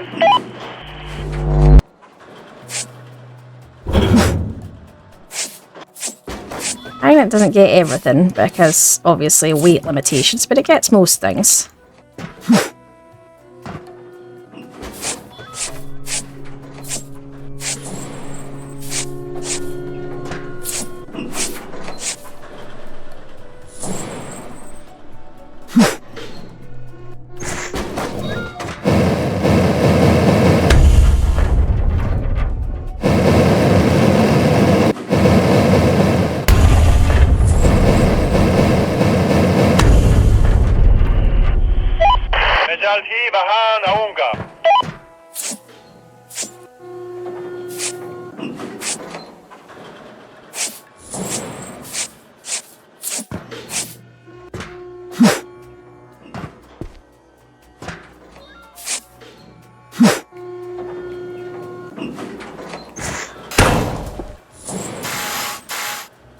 Left containers. So there must be containers somewhere on the lower... Yes, there we go. I see them. Just as I said that, I was like, I see one of them, I see one of them.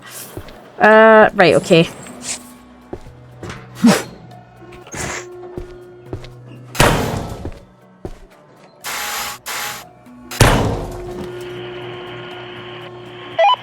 Oh, that one came so close to going.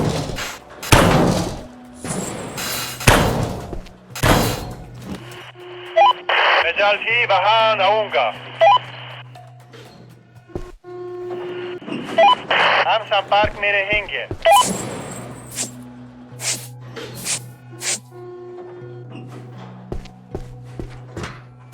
Alright. Still a few things to come off from here.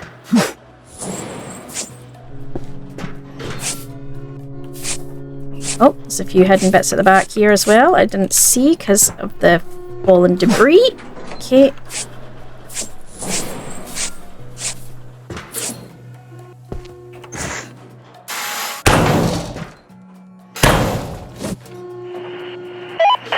What I might do is jump down here and see if I can release this heavy element. You know what it's like, the more you get out, the safer it gets. There you go. What I might do is go release some of these sides as well. Maybe start with some cleanup out here first.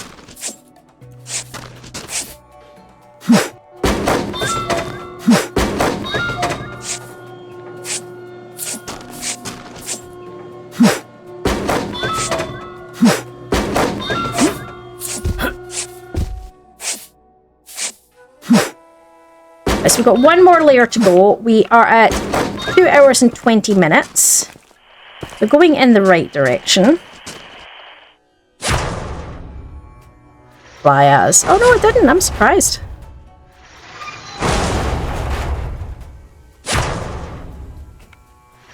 That was too far away.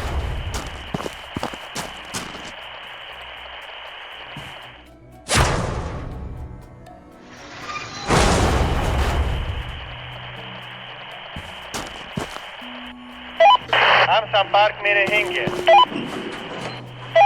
कोई बात नहीं क्या आपके पास कोई जहाज है Few bits scattered, but nothing too unexpected, to be fair.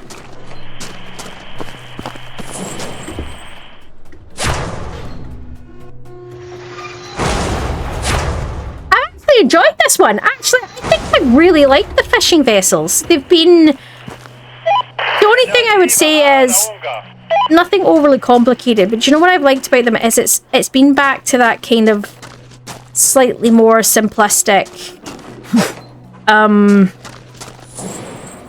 Yeah. Really like this one actually. I've really liked this one.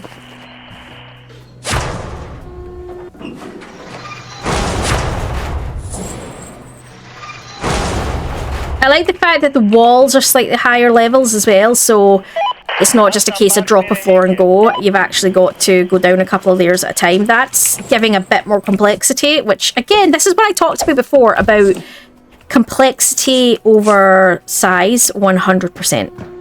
100%. Right, so let's release the sides here, shall we?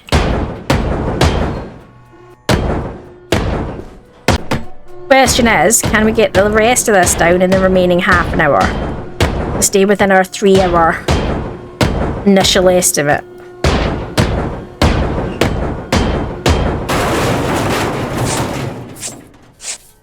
The 2 was definitely wrong.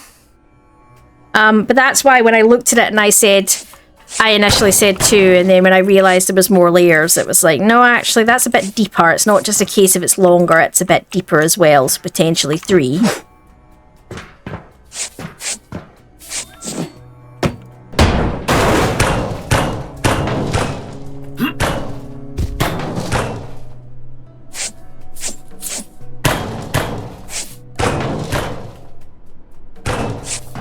I'm not sure if that floor is hooked to anything, so I don't know if I can release the other side. What we do need to do is get all this stuff out though, so...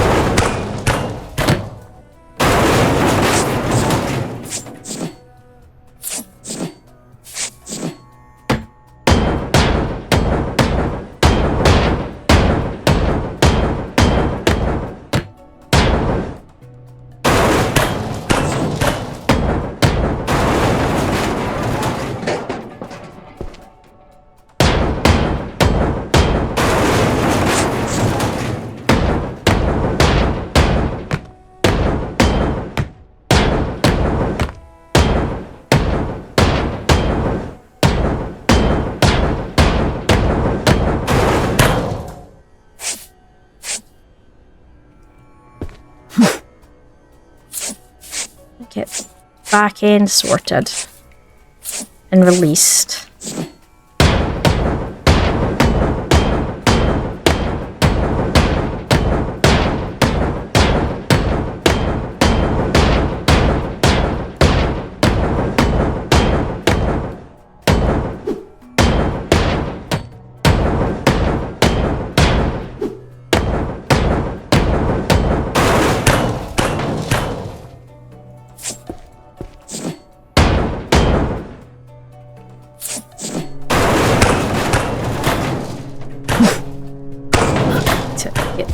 Ones as well, because we know they do funky things, so let's get them down.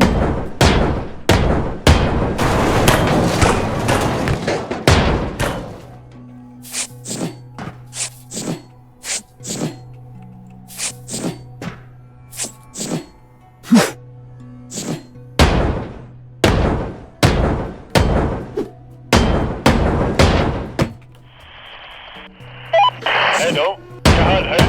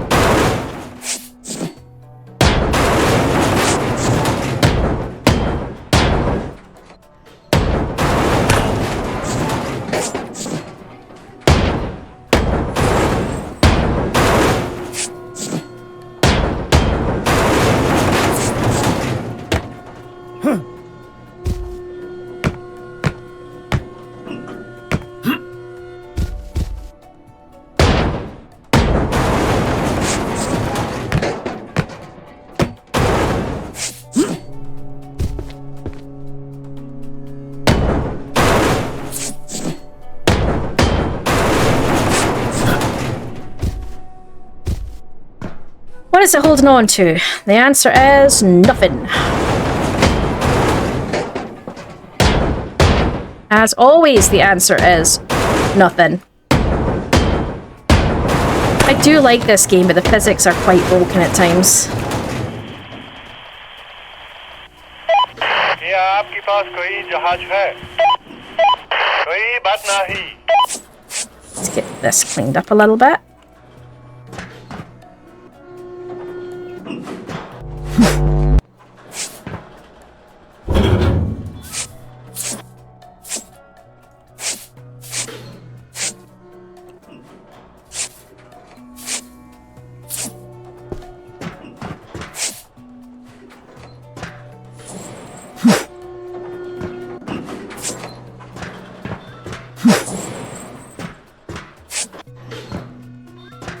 Prime example of broken physics. It's great. I presume the object underneath is somehow acting as a hold, but I don't know.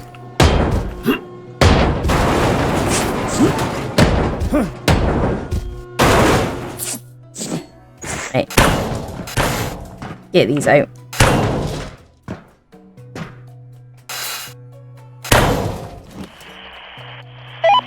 क्या आपके पास कोई जहाज है? हम संपर्क में रहेंगे।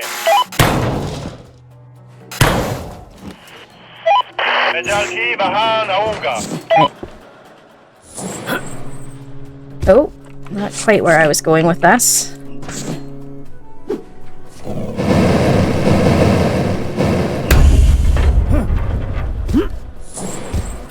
May as well while I'm down here.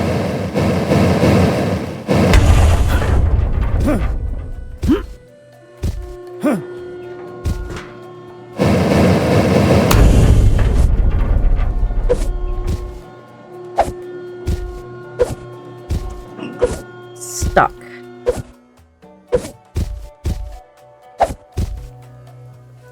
Right.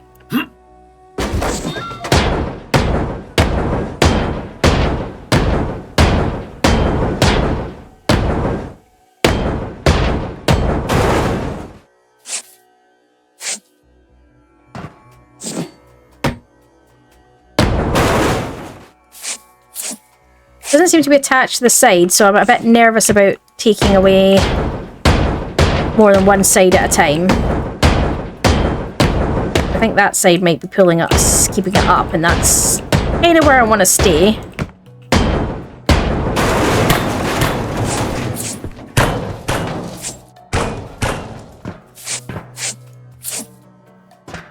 At the end of the day, the only thing I care about getting is the last of the contracts done. So as long as I can get that done, I will be happy bunny.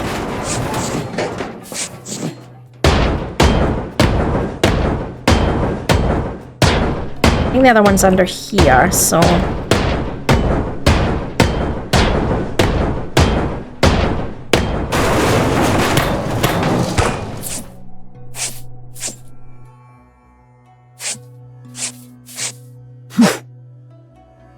Yeah, right. So here's one of them. I think the other one's there.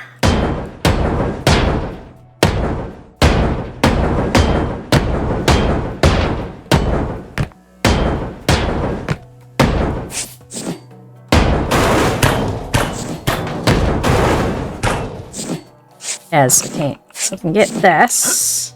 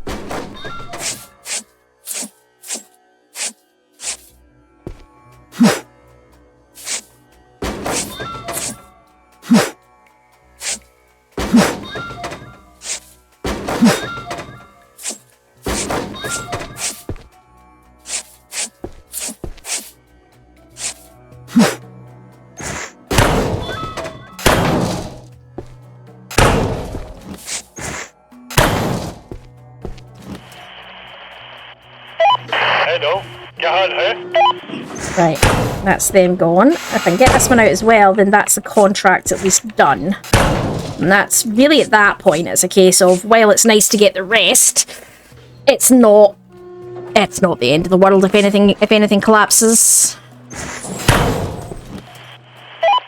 Here we go. Okay.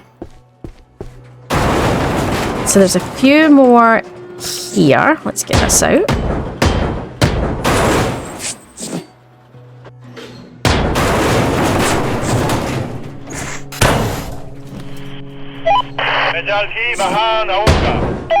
Okay, understood. Might have to get this from the other side. Okay.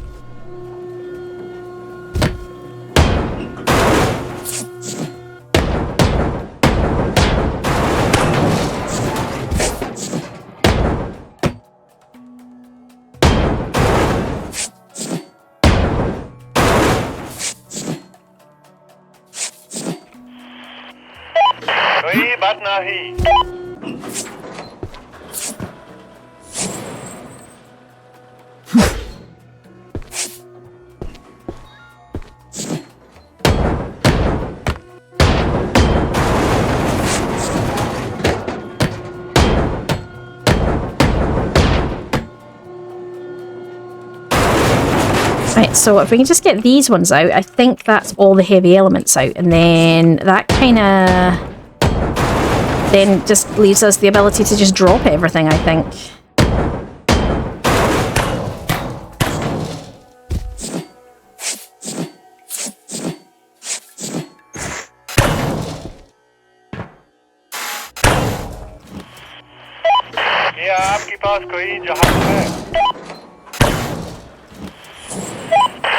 Let's do a quick scan, but I think that is all the heavy elements, unless there's some hiding down the side, which I doubt it. Or in here. Nope. That's all the heavy elements. I think that's all the heavy elements out. Alright, this might be the bit that takes us a while, because I think these side walls need to come down. They're not going to drop when we drop the floor, I don't think, so...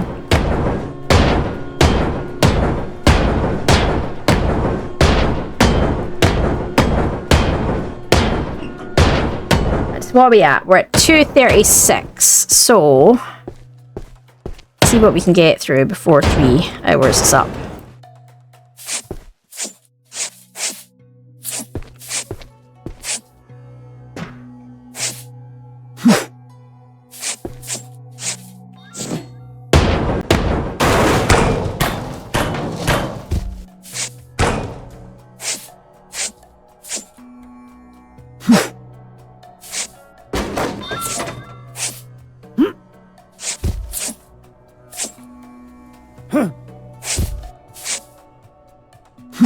Right, so it looks like I took away the sides there and it didn't collapse, so I don't know if it's a case of it means that I'm going to have to take down all the floors individually, which is going to be a pain. But if it is what it is, then... So cut it off at this side. Oh, no one's saying that. The roof, I haven't cut the roof off. So maybe the roof's holding everything up.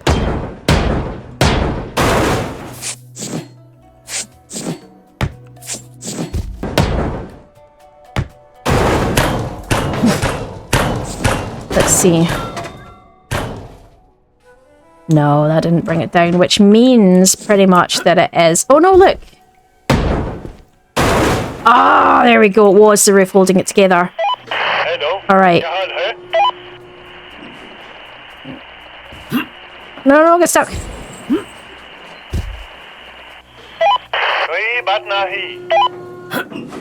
Let me up. Okay, right, so now I need to think about bringing down...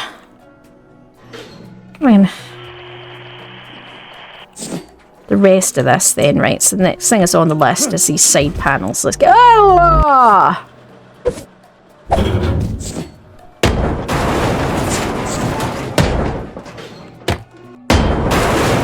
So first things first, the side has to come down, which we've now done, right?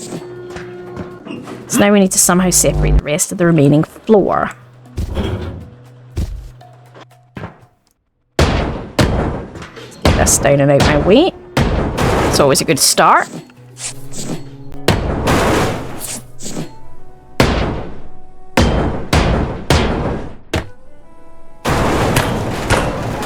We're gonna go. Nope, not yet. Okay, still something's holding things. Let's see if we can find them. Maybe this. Quite close to the edge.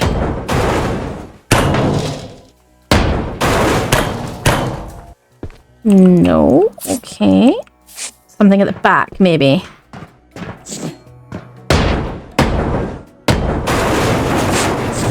We've had that before, haven't we?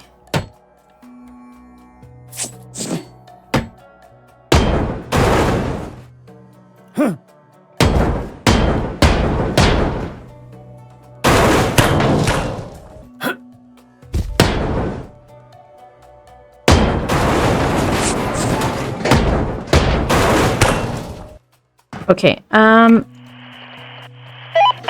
see what's still standing that might be holding it all on.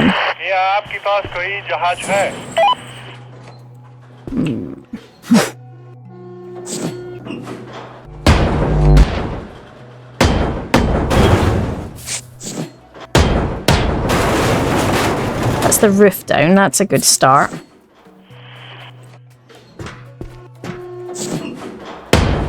Could be the back because it narrows at the back.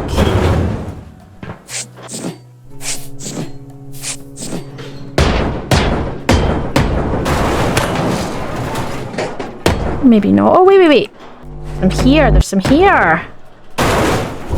That's it. There you go. All right.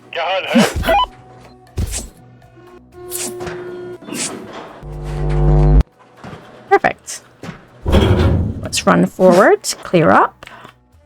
A few bits at the front here that it's missed. And we are at 2 hours and 50, just shy. So that's a good start. So we are going to do this under the 3. Whether I've done it under the 3 by the time I go and hand everything in and do all that. But, nice big round but. Certainly going in the right direction. Hello. क्या हाल है? कोई बात नहीं. I might not cut the last cut point here. No, I haven't.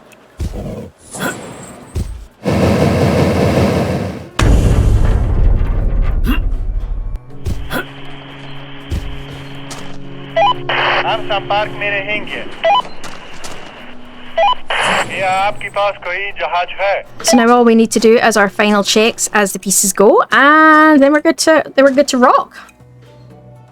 I can go make some dinner because I'm kind of hungry.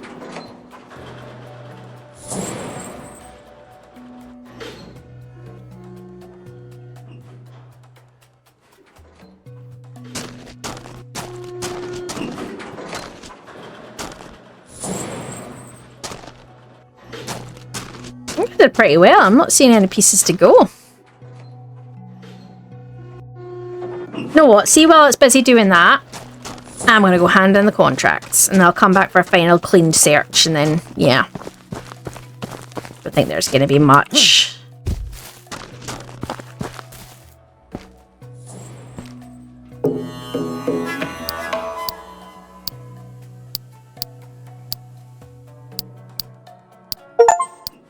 Mono-Brew contracts complete. Achievement. Very nice.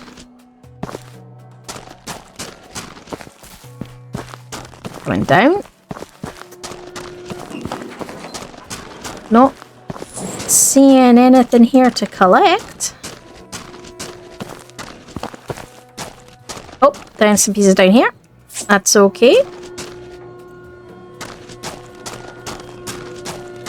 That's us. I think we're rocking. I'm really pleased with that. That definitely, yeah, definitely done well. All right. That was nice. We're gonna have had this done under the 3 hours, including handing in, which I think is great. How many this time? But I'll be up on last time, but not as high as before. Yeah, 2.4.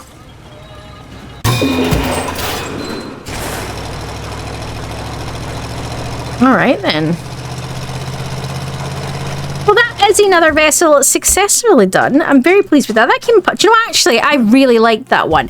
That, if I wasn't in the right headspace, the fidgetiness of this at the end for breaking it down and not being able to do it pattern-wise might have gotten to me, but I'm actually in a pretty good headspace today, so it came apart fairly smooth and fairly organised, so I'm kind of happy with that. I mean, 3 hours could have been worse. Definitely moving in the right direction. So what's up next? Let's have a look. Sorry, the dog is like, can we go now? Can we go now? Can we go now? So that one. Is that Kali? Is that his one? That's a biggie. That's a biggie. So that one's probably going to be, what, 6 hours? Maybe 8 hours? I would say 6. No, I'm trying to think of the big ones. The big ones I've done before were always between 6 and 8, except for the really big ones, which were like 12. And I'm thinking, what? Depends. It's hard to see from the picture. So anywhere from... So say 8. Let's start on 8 on an estimate on that one, and we'll see, because it is 6.6, right? Yeah.